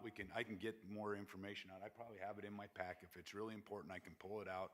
I can share more of that with you. But this all started with me bringing up the fact that we never really closed the loop on 2015 stuff. So. No, and I guess, and Mr. Hardy, I'm glad Dave clarified that. I thought it was a petition when we opened it up. But just to be clear too, though, when we did open the door for that discussion, it was at the commission it was almost a year's worth of meetings. It wasn't like we said we'll look at it one time. It came to the next commission meeting and we took a vote. And we had a substantial discussion on this. We tried a lot of different things. We did. We absolutely did. We tried to do some kind of a consensus building thing. Had we circled back on that, there was actually stuff to work with maybe, but we tried. We tried a lot of different things. There's no doubt about it. And unfortunately, some issues, you know, there's room for compromise. I think we saw that with some of the trail cam stuff, maybe with some of the shed antler. As limited as the options may have been, maybe we saw some of that there. When it comes to stuff like this, some issues are just binary. It's just hard to find middle ground on that people can work without. You know, we're asking people to evaluate their convictions, their core. You know, what is of so much value to you, you're not cutting into it. And unfortunately, when it comes to like these kinds of issues, there's just not a lot of fat to trim off of the core conviction. Just not much for people to work with, so it's hard. That's why we're here. Yeah, and I agree completely. When we had our discussion a few years ago, we had two polar opposites, and neither side of that was going to budge. After it was almost a year's worth of meetings and discussions, and we did. And I mentioned it back then. We were threatened back then. We were basically threatened with public comment that, hey, if you guys don't address this now, it's going to go to the legislature. And I said it at the time. It bothered me that we were threatened with that. And, you know, it did go to the legislature. But, yeah, I mean, I'm kind of torn myself on it. I think some of the conversations that I've had, I don't know I'd really like to hear what you guys have heard from people. Because my impression of some of some of the conversation or some of the input that's come back to me is, you know, where's the give and take, you know, that type of stuff. And I think what I'm hearing is that in a proposal through this process, there are people that don't want to see coyotes hunted. There are people, and there's no doubt. I mean, you know, there are people that want them all gone. You know, again, that polar opposites thing. But what I'm hearing from people that are advocating for these contests to go away is, hey, we're not going to the extent that we're trying to quit all coyote removal. We're not going that far. We're asking you to trim this aspect of it up just to make it more tolerable for us, what is occurring. That's viewed as a compromise in and of itself. They're bringing a compromise to the table now. That's the compromise.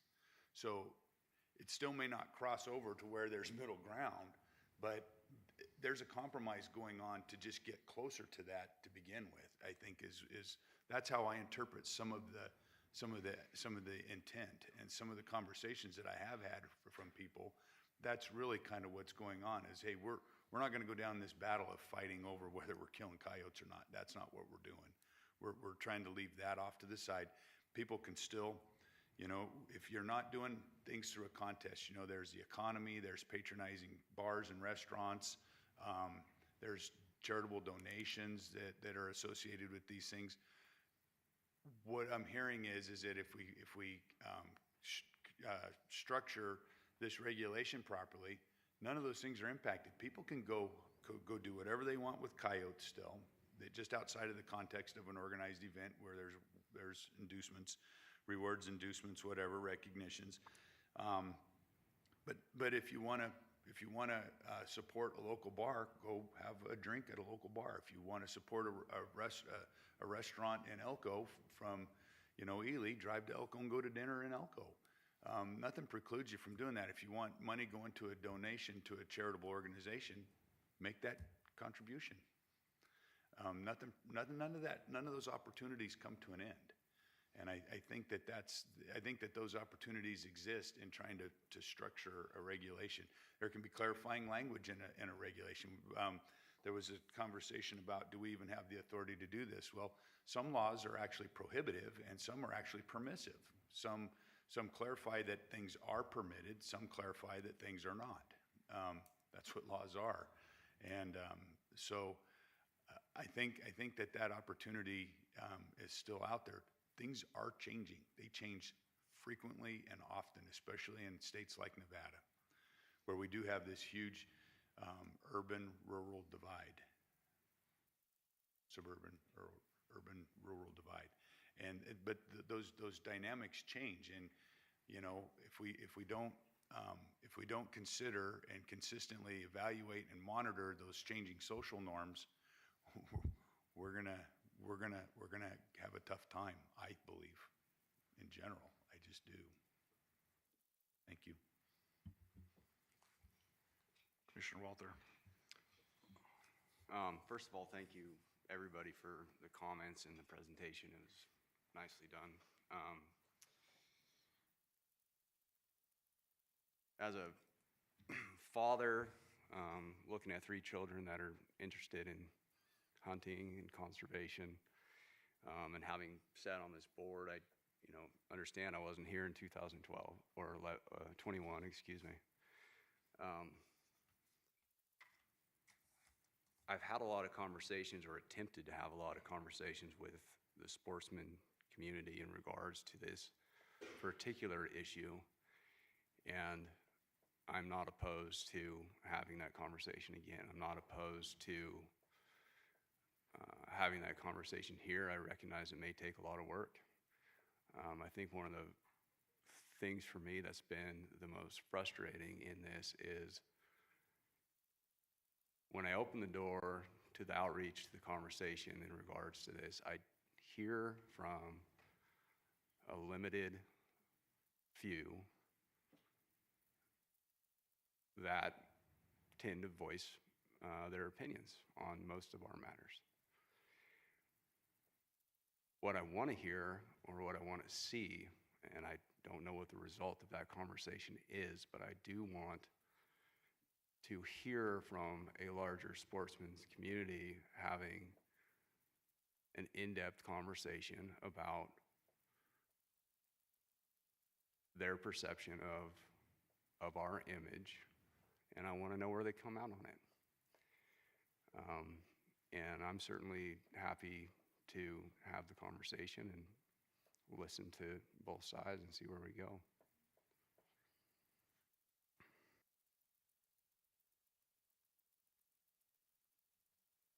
I think the presentation was brought forth to our CAB meeting in Humboldt County, and one of the members said, "Oh my God, this is a thesis paper." So they were impressed with the information, and I think that's the key to it, because our county board voted against it 5-0. But I think, as Commissioner Walter mentioned, I think the key is education. And I think from this point, and I'm not in favor in voting for it right now, but I think with this information, we can go back to our county game boards, our county commissioners, and it can be an education process so that everybody is learning, just as you as you have proposed in your community, this is what you hear. In our community, we hear the opposite. And I'm not so sure that we can't come to a conclusion to where everybody can win. But right now, I think we're living in two different communities. But nice job, thank you.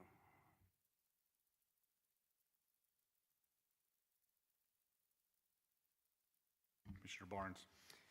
Thank you, Mr. Chairman. Yeah, I remember 21 when all those discussions, and it's still really fresh in my mind. And as I sat here today, all those conversations we had all came back, and it was the same, seems like it was the same stuff we pretty much heard and went through when we discussed it prior. And so as I sat here, I didn't hear anything different, really, as far as the arguments. I know my feelings haven't changed.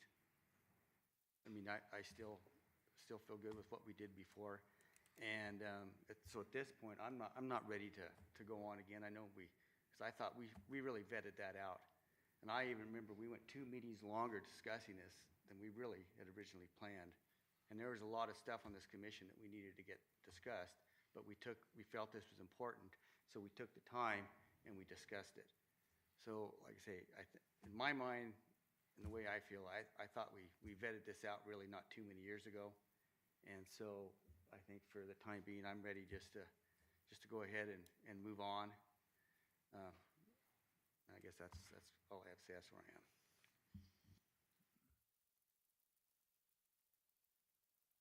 Vice Chair Rogers. Thank you, Mr. Chair. So yeah, I'm glad we revisited the past in that order of conversations, because I was having some flashbacks, and then all of a sudden it came flooding back once we started to recount the conversations and the lengthy discussions that we had, which I felt were somewhat constructive.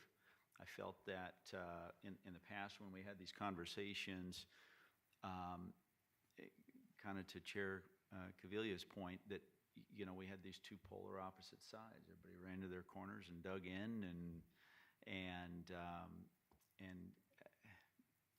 again, no real sentiment from that. So as I've listened today, while the presentation was great, I'm along the lines with Commissioner Barnes, and I don't think there's really anything new. I think the social issues are still there and as white hot today as they were 3-4 years ago. So where I stand, no, I am not in favor of this and would not support this petition.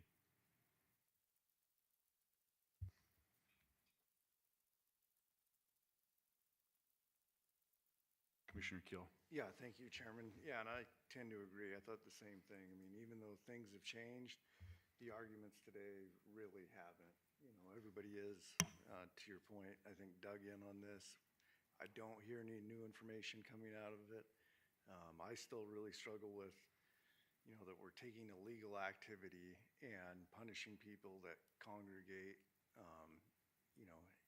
when many of the other initiatives that we kick out, like the Take 17, for example, trying to get people into the outdoors.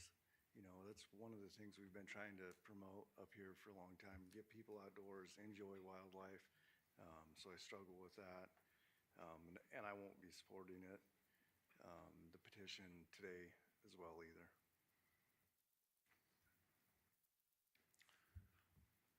Yeah, I mean, I am kind of torn on it. I do appreciate Commissioner Walters' comments on. It seems like everything we do on the commission, we hear from the polar ends of each subject, and those polar ends are in echo chambers, right? They really are, and I think the bulk of the public is in the middle somewhere, and it's just kind of almost everything we deal with. We don't really hear from the middle. We just don't, and that's, I mean, maybe I'm wrong, but I don't think I am. But I don't know how we would hear from the middle. You know what I mean? That's where how you get that engagement from that middle. Commissioner McNinch. I'm just thinking out loud here, so. I appreciate that. My mind's racing too, so I appreciate that you're doing that.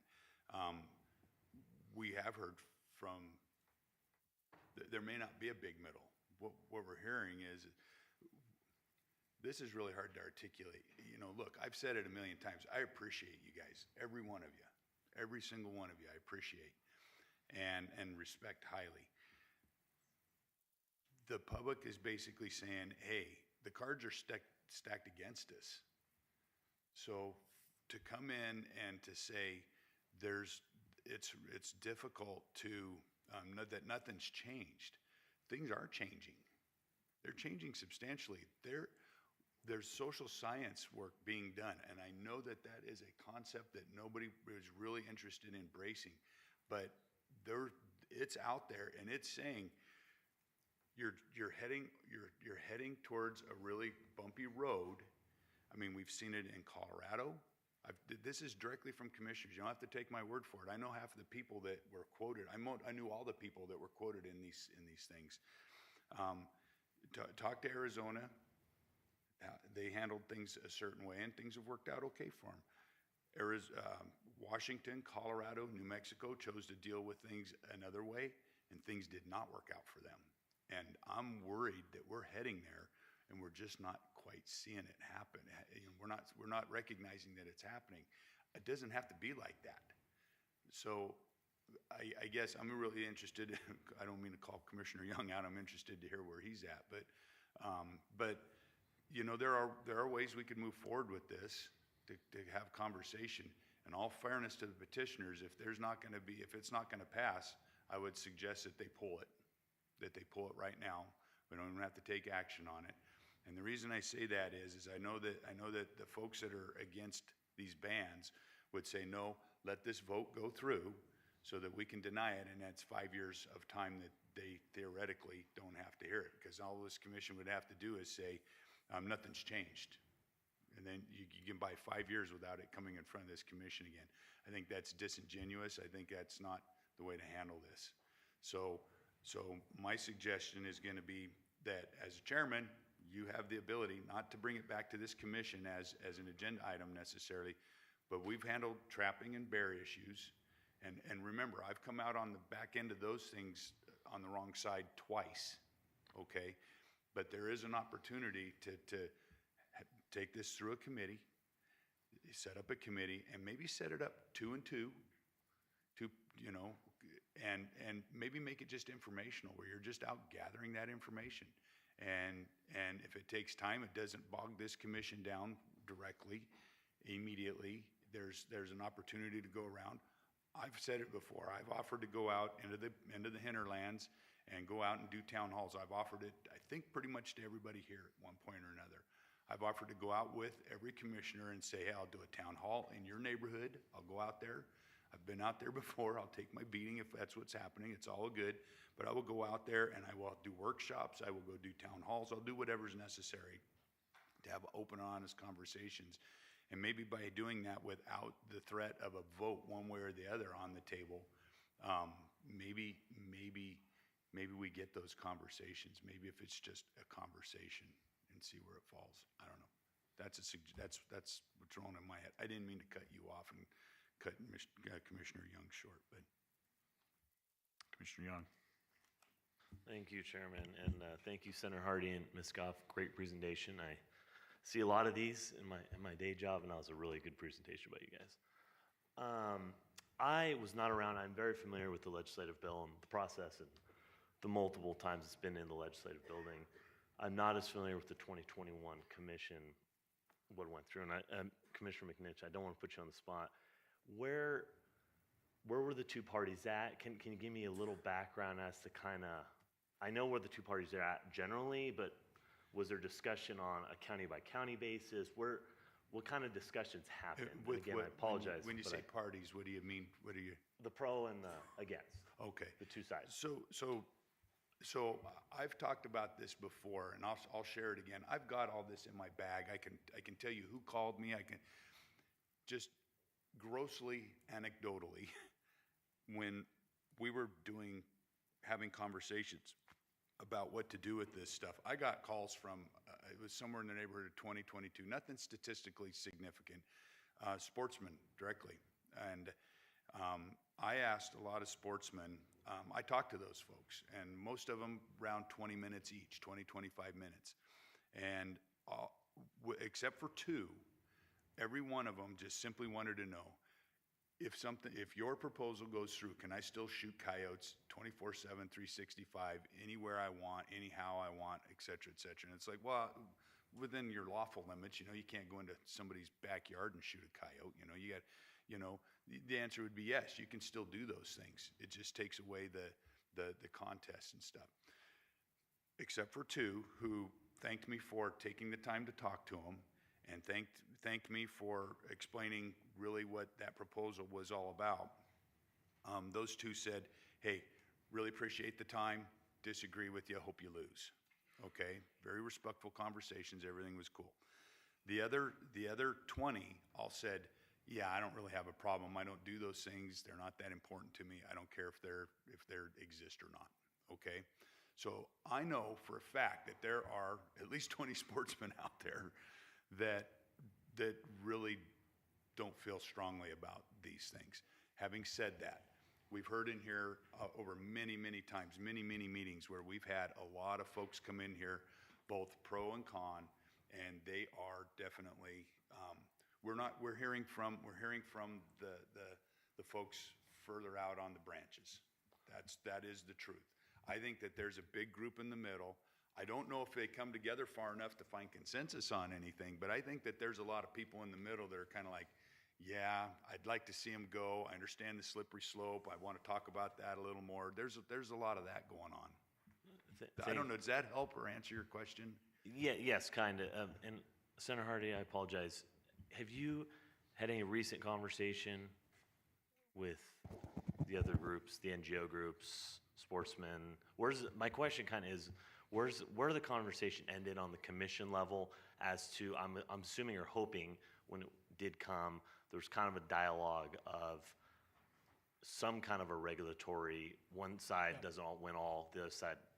Yeah, thank you, Mr. Chairman, to Commissioner Young. So I've got to be very honest with you. I haven't had these conversations yet, and here's why. I'm astonished, frankly, with all due respect, that we're having the conversation about whether or not to go to rulemaking. I'm astonished by that. That's how democracy works at the commission level.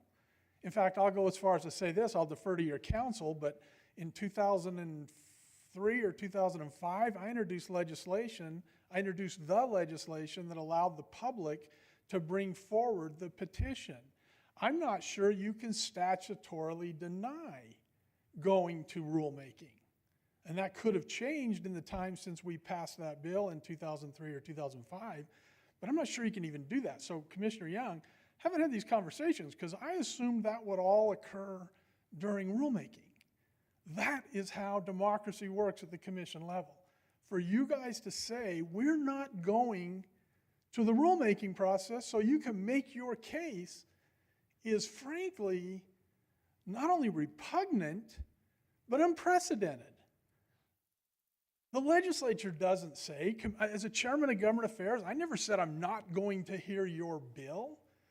Respectfully, you guys debated it. How does that involve the public? And as far as hearing from the center, we are the center. We weren't part of that discussion in 21.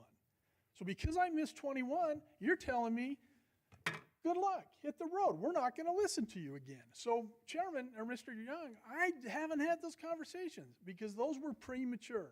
Those are conversations that you have during the rulemaking process when you bring the community together to see if you can get consensus. And you're saying, we're not going to get consensus, so we're not going to do this. Then why do you exist? If you can't get consensus, then you have to make a decision. I can't even imagine telling my constituents when I was in the legislature that if you don't come up with a compromise, I'm not going to hear your bill or I'm not going to make a decision. I really apologize, Mr. Chairman, for getting this exercise, but that is political cowardice in its worst form. And you can ask me to leave, and I will leave. But I've defended this commission time and time and time again, and I'm not going to have the opportunity to make my case in the public forum where I'm intended to make my case. I certainly hope and pray that that's not your decision. Good. So, Mr. Chairman, to answer Mr. Young, I haven't talked to him. because I don't think it's ripe for the conversation. That occurs during the regulatory proceeding process. And I would ask your counsel, I'm not going to put him on the spot today, but I don't even know that you can statutorily deny this to go into rulemaking. So that would be my very exercised answer. I don't like to get exercised. I apologize for getting exercised, but this is existential democratic stuff. I have consistently opposed this going to the legislature. If you deny our opportunity to go forward to a public hearing, to rulemaking, you are giving me no choice but to take this to the legislature. I pulled that during the legislative process because I thought I would get a good hearing here. So again, Mr. Chairman, out of character for me, I apologize, but I am astonished that this conversation's even happened. Mr. Young, I hope that answers your question, because I hope to have the opportunity to have that conversation. Real quick, I would ask Dag Burkett, what is the authority of the commission for the petition process? So here is your authority. It's under NAC 501.195, subsection 2.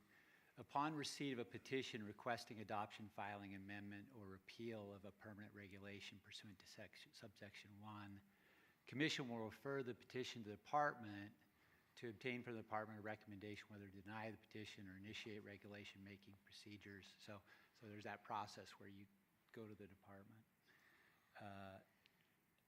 Let's see. As soon as practicable, let's see. Forward to the Commission the petition and recommendation of the Department whether to deny the petition or initiate regulation-making procedures, taking into consideration the legal authority of the Commission. That's the issue we've gone through before. Within 30 days after a petition is submitted or as soon as a petition can practically be scheduled on an agenda, Commission will notify petitioner, initiate rulemaking, regulation major, let me slow down. This is the important part here. Within 30 days after a petition is submitted, or as soon as the petition can practically be scheduled on an upcoming meeting agenda, the Commission will A, notify the petitioner in writing of its decision to deny the petition, including the reasons for denial, or initiate regulation-making procedures set forth in Chapter 233B of NRS. Part 5, a decision of the Commission to deny a petition is a final decision for the purposes of judicial review. So clearly within that you have the regulatory authority to make the decision to accept a petition or deny a petition. And that's part of the agenda-making process that exists in the state under open meeting law. You have the right to control what's on your agenda. I hope that helps you. I see Mr. Hardy's back again, up. thank you. You've been very indulgent of me today. If it's the desire of the Commission not to approve this going to rulemaking process, I would respectfully request that we give the opportunity to withdraw it so we can have some of those conversations. If that's what's concerning the Commission, to bring other folks in. Because I don't want to be in a situation where we have to wait 5 years or whatever to bring this back. We are the center. And to Mr. McNinch's point, we have compromised on this. But I would request that we give the opportunity so that it can come back in a near-term date to discuss it after we have the conversation with it. I just didn't even dawn on me that this wasn't going to go to the regulatory process. I just can't fathom it. So we would respectfully request that we be the opportunity to withdraw it so we can bring it back in a timely manner. Commissioner Young. Thanks, Senator Hardy. Yeah, well, at least, I mean, I'm a no as of right now, but I also, in the same breath, would really like to see the two sides. And again, I know I'm newer on the Commission level, somewhat get together and have a conversation. And I know you've had detailed conversation before, and I've even been involved in some detailed conversations in the legislative building. But with that being said, you guys did an A+ job on the presentation, but I would like to see the two sides in a room, and that's just kind of where I'm at right now.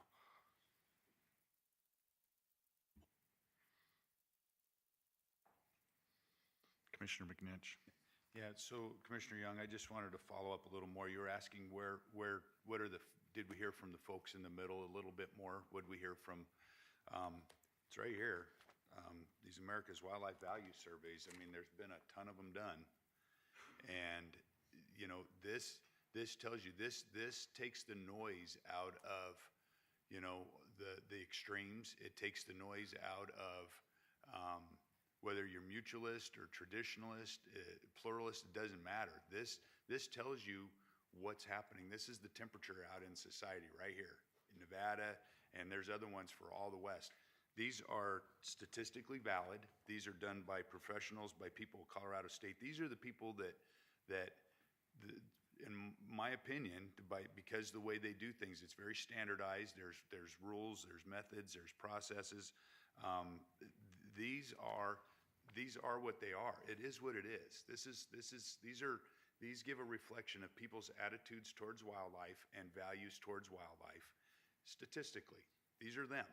And some of these address contests directly, some maybe less directly. We can go down this road and ask everybody, and we can get a feel for what percentage of the general sportsman's public believes in these things or doesn't believe through a statistically valid process. That costs a lot of money. It does take time, but those are other options that are on the table. Does it help us? I don't know. I didn't think that, for me, this isn't a hard decision for me. I'm not in your shoes. I'm not in your shoes. I do represent conservation, and I do believe sportsmen are the preeminent conservationists.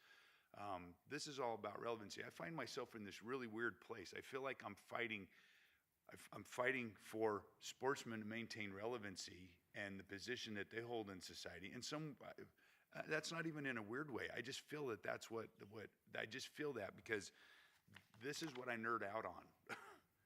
I see this. These are things that work outside of these are the anomalies. So I'm trying to use the science that's available to me, the best available science, social, biological, whatever that might be, to help me make and frame these decisions. I'm also trying to give these folks that are coming in asking for change, I'm trying to give them a voice. You know, I'm trying to provide that. My promise to them, and I think Jana, I know Karen was part of the process. I never promised Karen anything when they came along. I never promised her anything. I said, we're going to disagree on certain things. I'm never going to cave in on certain things. Hunting. I made sure that they knew I am so far not anti-hunting. You'll never hear me take a vote to get rid of hunting. And I said, so don't expect that of me. They understand that. Folks understand that. What I promised them was a fair and open process from this commission. And Karen, correct me if I'm wrong. I promised them that they would have the opportunity to provide those inputs and provide their stuff, because up to that point they had felt that they hadn't. I believe that largely the commission has done that. This commission is very generous with its time. We go beyond what's required under the public comment periods, et cetera, et cetera. But the ultimate decisions, people aren't asking you to get rid of trapping. You know, I know there are people that would want to, that do want to. They're not asking you to get rid of hunting. They're asking you to get rid of something to make other parts more tolerable. And that's what this is all about in my mind. It really does boil down to that.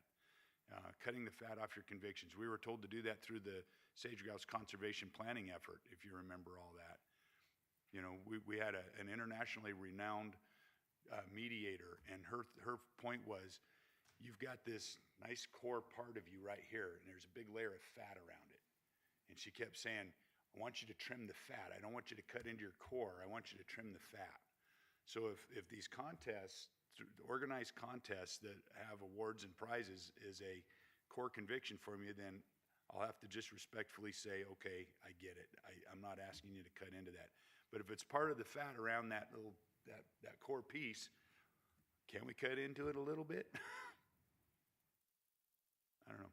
There's a lot of this information. Maybe there's a process that we can explore some of this more. The department has way more than this. This is the one that was referenced in Rebecca's presentation. This is another one that's state-specific to Nevada. I think you referenced this one too. There are a bunch of others. There's a lot of other work out there. Alan's looking at me like I'm going to throw darts through you here, but there's a lot of information that we can dig into that is statistically. It does measure outside of those extremes. It tells you they're there. Here they are. Here we're measuring them right here, but they're out on the bell curve. They're out here. Here's where everything else is at. I appreciate you guys giving me the time to do my thing. So. Commissioner Young. So I don't even know if this is possible, but if, as Senator Hardy said, if they were to withdraw the petition, so you don't have to wait the 5 years, have the conversations and then re-petition, and then I know this has been done before, but I'm just trying to think a little outside the box, and then to come back, because what I want to hear is from both sides is a conversation of if it's county by county or whatever the case may be, right? I'm not going to come up with the ideas, but to come through with some ideas. And again, if this has happened, please someone come and tell me this is what's been discussed, this is what their side is, this is what your side is. Currently, I've kind of heard your side and I've heard from the opposition, but I haven't heard a detailed conversation that's been had. And again, Senator Hardy, if there has been, just as to that, not as to anything else. Thank you. He's afraid that I'm going to go on another rant. I apologize again for that. So I think the thing, I like the direction you're headed, Chairman Young, again, Warren Hardy for the record, or Commissioner Young. You know, I think where we are at with the petition has sort of calculated in the concerns and objections we've heard from the other side, not only in Nevada, but across the country. I want to find out, really, my reason for asking to have the petition stayed is so that I can talk to you guys, find out where we've come up short in our presentation. I've talked to several of you offline, and you've said, I'm going to base this on the science. I don't know how to provide more science than what I provided in the petition. So I'm left to conclude that what my colleagues tell me is that the fix is in.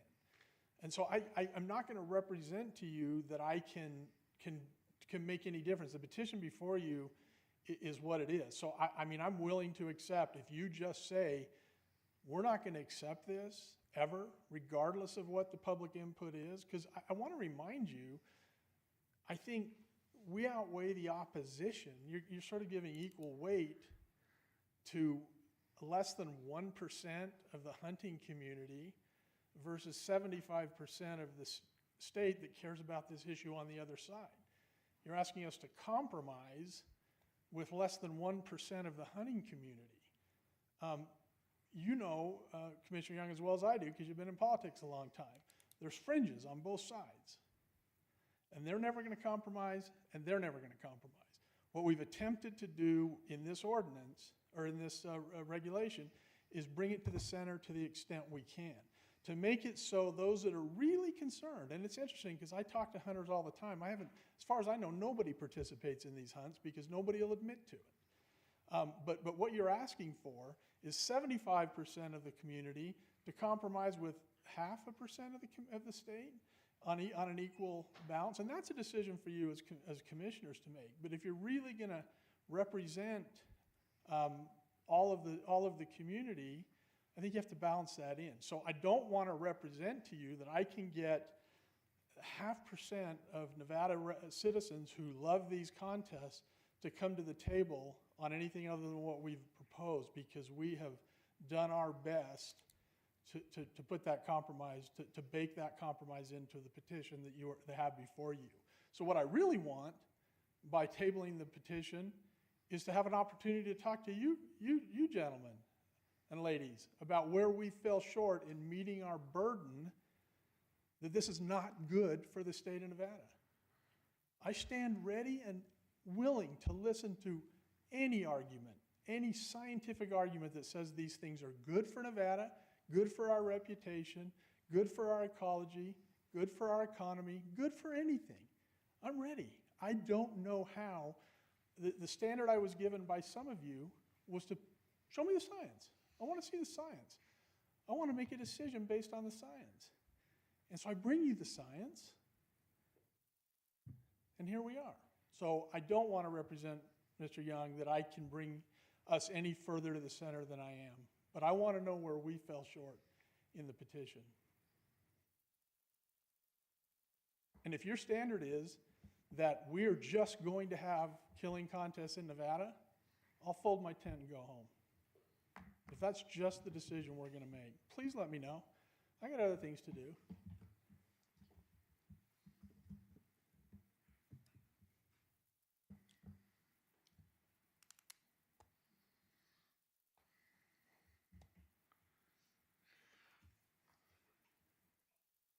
I'll offer this, because I don't know, I will offer again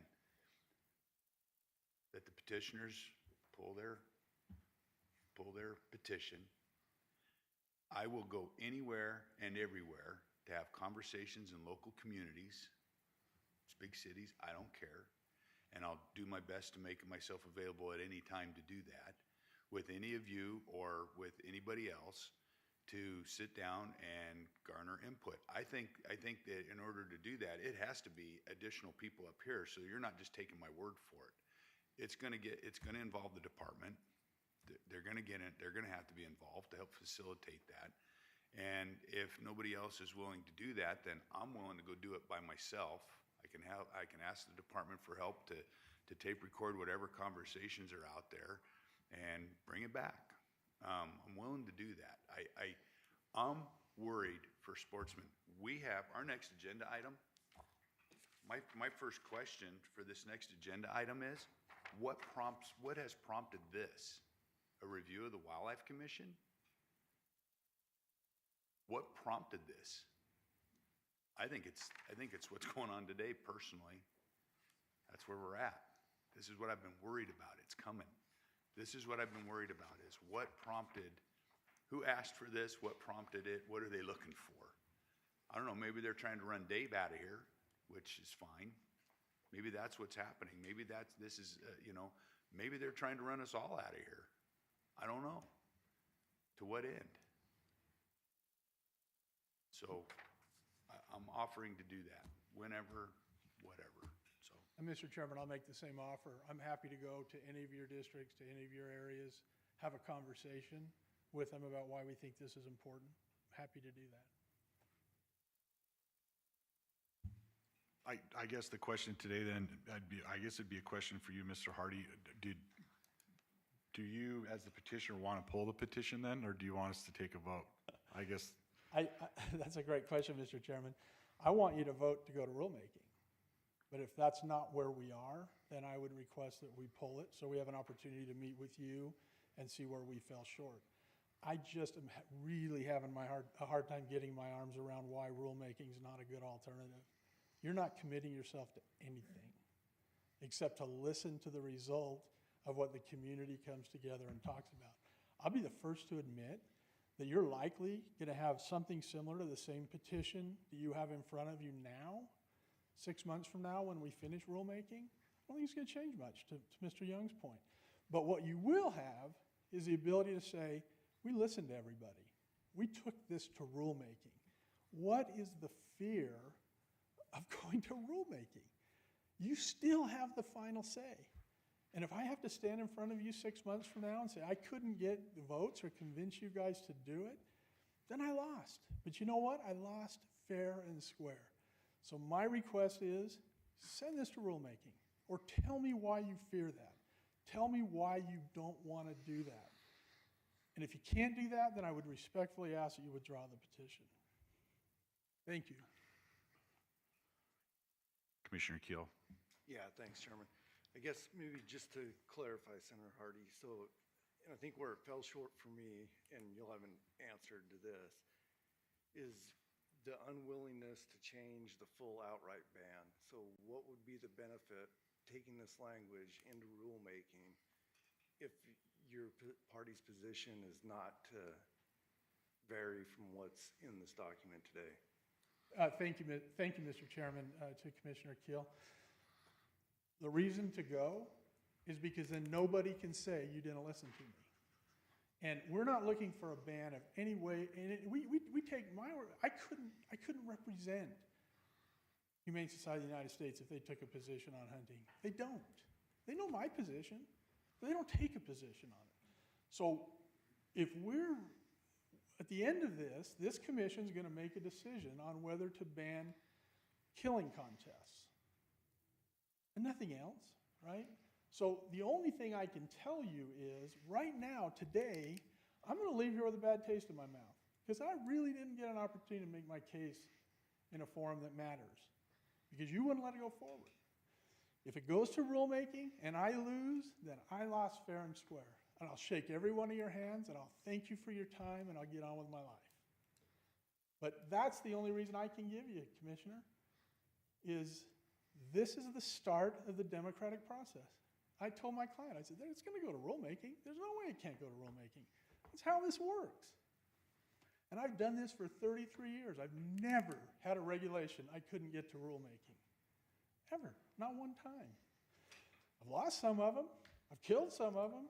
But I've never not been able to make my argument. So that's the only thing I can tell you, Commissioner. This is our opportunity. And if we lose, we lose. We'll thank you for your time. We'll get on with our lives.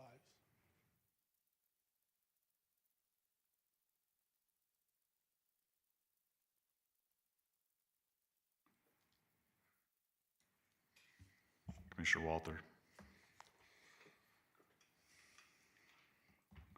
So, I mean, I've said where I'm at. I will support it moving forward to rulemaking and having the conversation at a commission level, but, you know, depending upon where everyone sits, I'm happy, Commissioner McNinch, to help you in those efforts, listening, going out, talking to individuals. My schedule is going to hate me for it, but I'm happy to do so.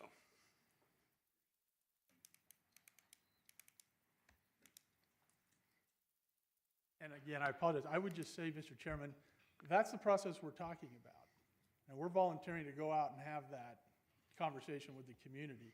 The rulemaking process is that process. So that's really what I'm asking for. I'm asking to have these conversations in an official capacity and then let you make a decision on the product. Thank you.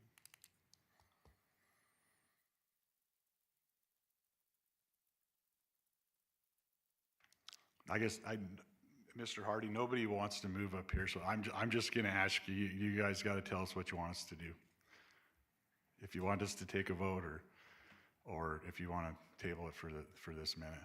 Well, I mean, again, if that's what we need to do, if there's not enough commissioners willing to give us the rulemaking process, to give us the opportunity to go make our case to the public, then I guess, yeah, I'm asking you to pull it until I can get commitments to do that, to go through that democratic process.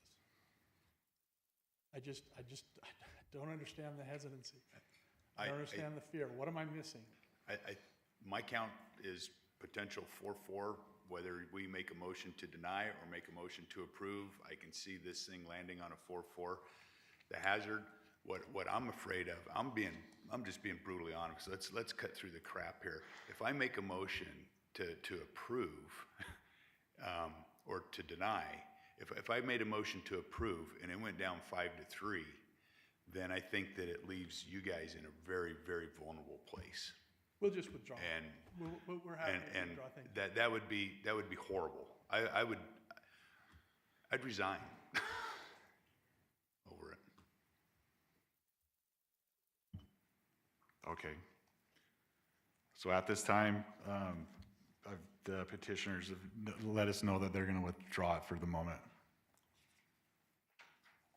All right. With that, we're going to go to agenda item number 10, presentation for interim Natural Resource Committee meeting for possible action, management analyst Kaylee Musso. The department was asked to give a presentation to the interim Natural Resource Committee about the commission and its duties at their April 5th meeting. The commission will hear an overview of the presentation and have an opportunity to provide input. Thank you, Chairman Caviglia. Management Analyst Kaylee Musso for the record. I'm going to pause and ask Director Janae if he wants to start off or if he would like me to just continue. I'll continue since he's busy. So a couple months ago, we received an email from staff for the Interim Natural Resources Committee. That staff member requested that we present to that committee at their April 5th meeting. This slide shows you exactly what that email stated. And then I also added the text of the vetoed Senate Bill 88 from the 2023 legislative session. That bill would have directed the Joint Interim Standing Committee on Natural Resources to conduct a study concerning state agencies that regulate natural resources. The agencies that would have been reviewed would be the Board of Wildlife Commissioners, the Commission on Mineral Resources, the State Department of Conservation and Natural Resources, and the State Environmental Commission. I can't promise you those will be the agencies that are studied during this meeting. However, I do believe that's probably a good start. That would be my own assumption though. So in the presentation, we've been asked to go over the powers, duties, mission, and interactions with NDOW of the Commission, recent actions of the Commission, the current composition, qualifications, and background of members, length of service and term, and geographic representation, Commission leadership, the number of meetings the board has and locations for those meetings, voting rules, and per diem allowances and expenses. So this is the start of my presentation that I've already started drafting for that committee. Again, you'll see we have a brief slide on who NDOW is, and then we get into who the commission is. We've also been asked more recently to create a legislative history slide for that presentation, and then I have a slide for recent accomplishments. That will be the discussion portion of this meeting. Everything that staff member asked me to present, I have to present. However, I would like your input on the recent accomplishments for the commission. So again, this is the department's mission. I won't reread it because the last agenda item, the petitioners already read our mission for you. This is a slide we include in all of our department presentations to the legislature. It goes over our statutory charge and then our unique funding model. We keep this in here because I don't think a lot of members of the legislature know that a lot of our budget is federal funds. We get very few general funds, so we like to remind them. And then here is the outline of the requests from this committee staff.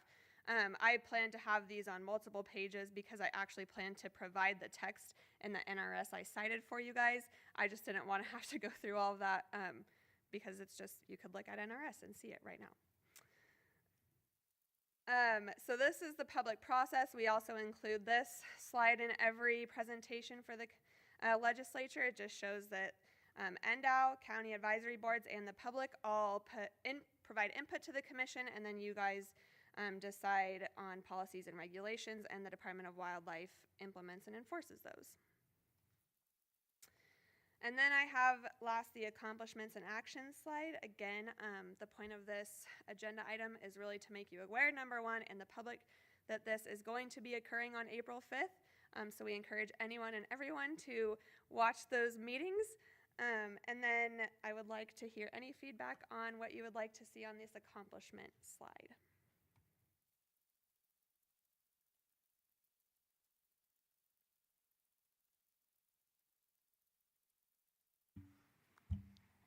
We're apparently not braggadocious. I mean, did you have any thoughts on it, Kaylee? Yes. So as you can see, I did plan to list the most recent regulations that you guys approved. I didn't list them out for this meeting's purposes, but I will go through and provide a list of those regulations. I also planned to provide a list of the site visits that you guys have done in the last however long you would like me to. But there's been a number of site visits that have been really important to our natural resources and wildlife, so I was going to include those site visits on there. If you would like to include any sign-on letters, I was planning on adding that as an accomplishment, and the rest, I would like feedback. Questions or comments for Kaylee?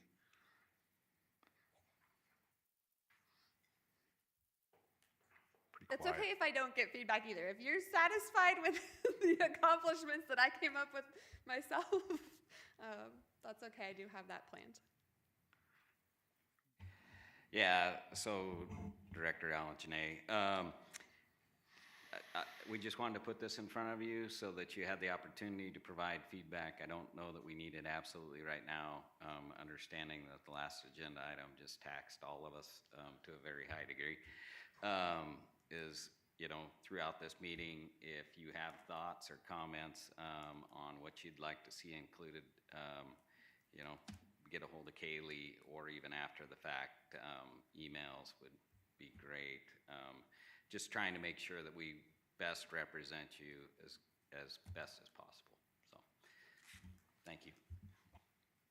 I think another additional item that should or could be included would be, for example, Tommy's flyovers with the department, my participation with the turkey trapping, but shows the participation of the commissioners along with the Department of Wildlife. So it's not you know, it's a shared session with the commissioners and not just a one-sided position that we have. Thank you, Commissioner Booth, for that feedback.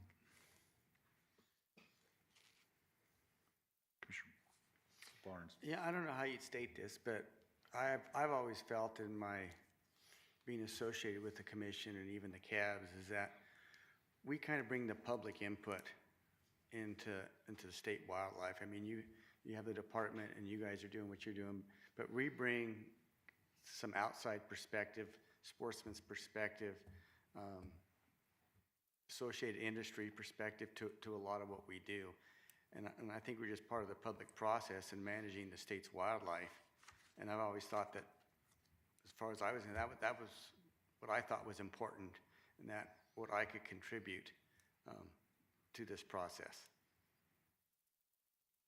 I appreciate that, Commissioner Barnes.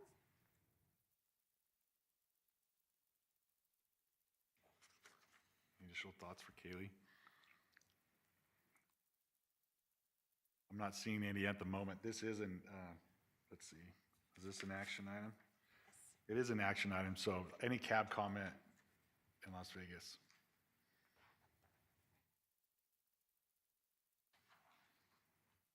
For the record, Paul Dixon, Clark Keg. We did not discuss this in our cab meeting, so I'm going to give you a personal opinion based on 16 years of sitting on a cab. I think that the cabs represent a microcosm in each of the counties, in my viewpoint, even though they're supposed to represent the larger public. I've always found at these meetings, you have, as Commissioner Barnes said, a larger cross-section of the overall public in the state participates. People come here because they know if the cab are just giving a recommendation, they know the rubber hits the road with the commission here for making rulemaking and other changes. And looking at it where you're looking out versus us looking up at you, it's a lot harder job sitting up there and doing what you're doing. And I think the comment of the collaboration that Commissioner Booth made with the department is always been there. There has been times when the commission and the department fought, but that was a long time ago.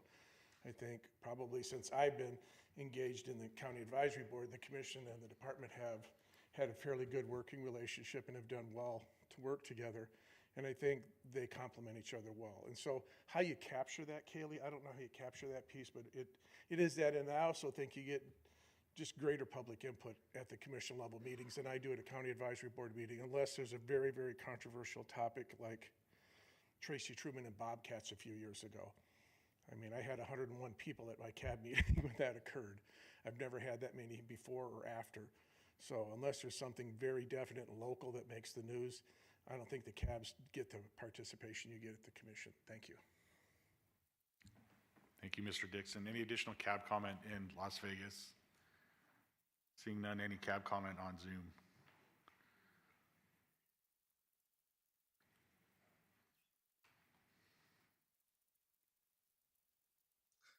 Hello, this is John Hyatt, Clark County Cab, and I think it's important to emphasize to the interim committee that the department and ultimately the commission regulate all the wildlife in Nevada, not just that what's hunted, but all of the other diverse wildlife.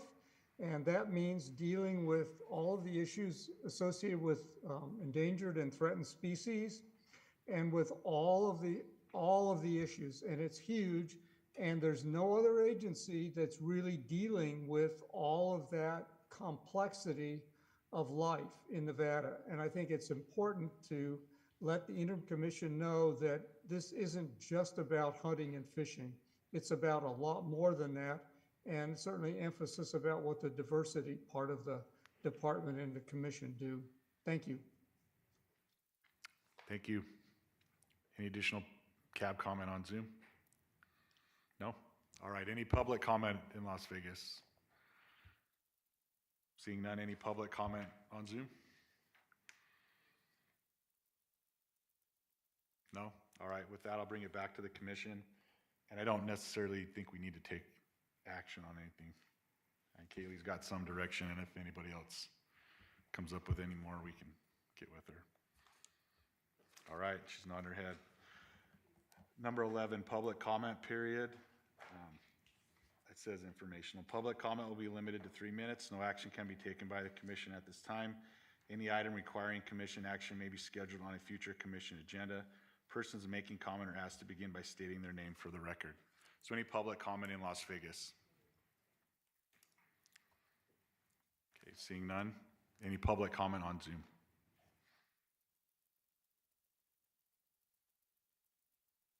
Go ahead, Mr. Reese. Yes, thank you. Mike Reese for the record. I just wanted to thank the staff there and the commission. A couple of notes. The science is we've gone from 260,000 deer to 60. If the last 10 years, 15 years that I've been involved, if we spend as much time looking at regulations for trapping versus calling, I'm frustrated because I think that time should be spent on getting our deer back. And this today doesn't get our deer back. This time we're spent. So I appreciate the time that you guys spent on that. I know it's probably as aggravating for you as it is for me, but I appreciate what you guys do. Thank you. Additional public comment on Zoom? Go ahead, Yeah, Mr. Walker. Jake Walker, Clark County. I spoke a little bit during the petition discussion, and I just wanted to say that some of the sentiment was that you hadn't heard from the middle. I wanted to express that I am the middle in that. I didn't really want to take a position either way. I was okay with whatever direction the commission chose. And then I also wanted to talk about the tag allocation and quota. Really happy with the way that that's been made public. Definitely helps the sportsmen in understanding kind of what their options are when they're looking at putting in. One question and request that I have is the tag quota recommendation, I don't believe is approved prior to the end of the big game application period. I've always seen that as a bit of an issue, specifically if the recommendations are changed. Sportsmen aren't made aware of that until after the application period is ended, so they wouldn't be able to change their applications based on that quota recommendation. So I'm not sure if there's a way we can schedule that differently, if there's some regulation that requires we do it that way, but just wanted to bring that up. Thank you. Any additional public comment on Zoom? Go ahead, Kathy. Thank you. This is Kathy Smith, Washoe County, for the record. First, I just wanted to make a couple of comments about the petition earlier today. Just because I don't think animals should be killed for ego or trophy doesn't mean I'm fringe. I am clearly in the majority when reading social science, all the social science done to date. You didn't hear me speak against the moose hunt. Why? Because the public largely supports it, and I think the hunt is sustainable. It is only these fringe activities that are not supported regarding predators. If you hear the opposite, you live life in a silo, or just hear what you want to. This is all social science. Again, I didn't really hear why you made the decision to kick the ball down the road. This isn't rocket science. I can only assume you understand that Nevadans are largely against it, but don't care or just haven't been able to find the rationalization to tell your peers. Commissioner McNitch had the data. This data is widely available to you. Or do you not believe the social sciences studies paid for by wildlife agencies? Do you believe rural residents should get a larger say than someone who lives in Vegas? What about bears in sections 192 and 194? We had rooms full of bear advocates come out with the initiation of the bear hunt. These people left because they feel this. They feel this commission is a waste of time. Again, why did you make the decision on the petition you did today, or not make any decision at all? I heard the rationalization. You have heard it all before. Do you believe the emotional arguments of saving fawns, which is comparable to randomly giving people antibiotics to treat disease? Maybe you don't care if animals are abused, stressed, and killed if population numbers or stay stable. I know hunting dogs are excluded from cruelty laws, so clearly at least some hunters believe anything goes in the treatment of animals. If you believe that people should be able to do whatever they want to do with wildlife, just come out and say it. Maybe you think animals are things that humans have dominance over and don't deserve this type of concern over their welfare. Just come out and say it. Say it out loud. Admit who you are and admit you support the actions of others that you're complicit with. Thank you very much. Thank you. Additional public comment? No? All right, with that, I will turn it over to Director Janae. Thank you. So I'm going to offer the commission an opportunity, knowing that it is 4:20 right now, and it's probably going to take 40 to 45 minutes to get to the location, is that I have consulted DAG Burkett, and because this was just kind of a field trip, show and tell, it wasn't any particular agenda, it was just an opportunity to show you the facility and discuss matters associated with, is we could hold this off until the next time we're back down in Clark County, and we could reschedule this event and do it at that time, just to have more time to look at it and not be in such a rush. And so I would offer that up to the commission. I see some heads nodding. Yeah, it has been a long day. Okay, that's what we'll do. We will look to a future meeting down here in Las Vegas, and we'll reschedule that. Thank you. Thank you. So we will see everyone tomorrow morning at 8:30.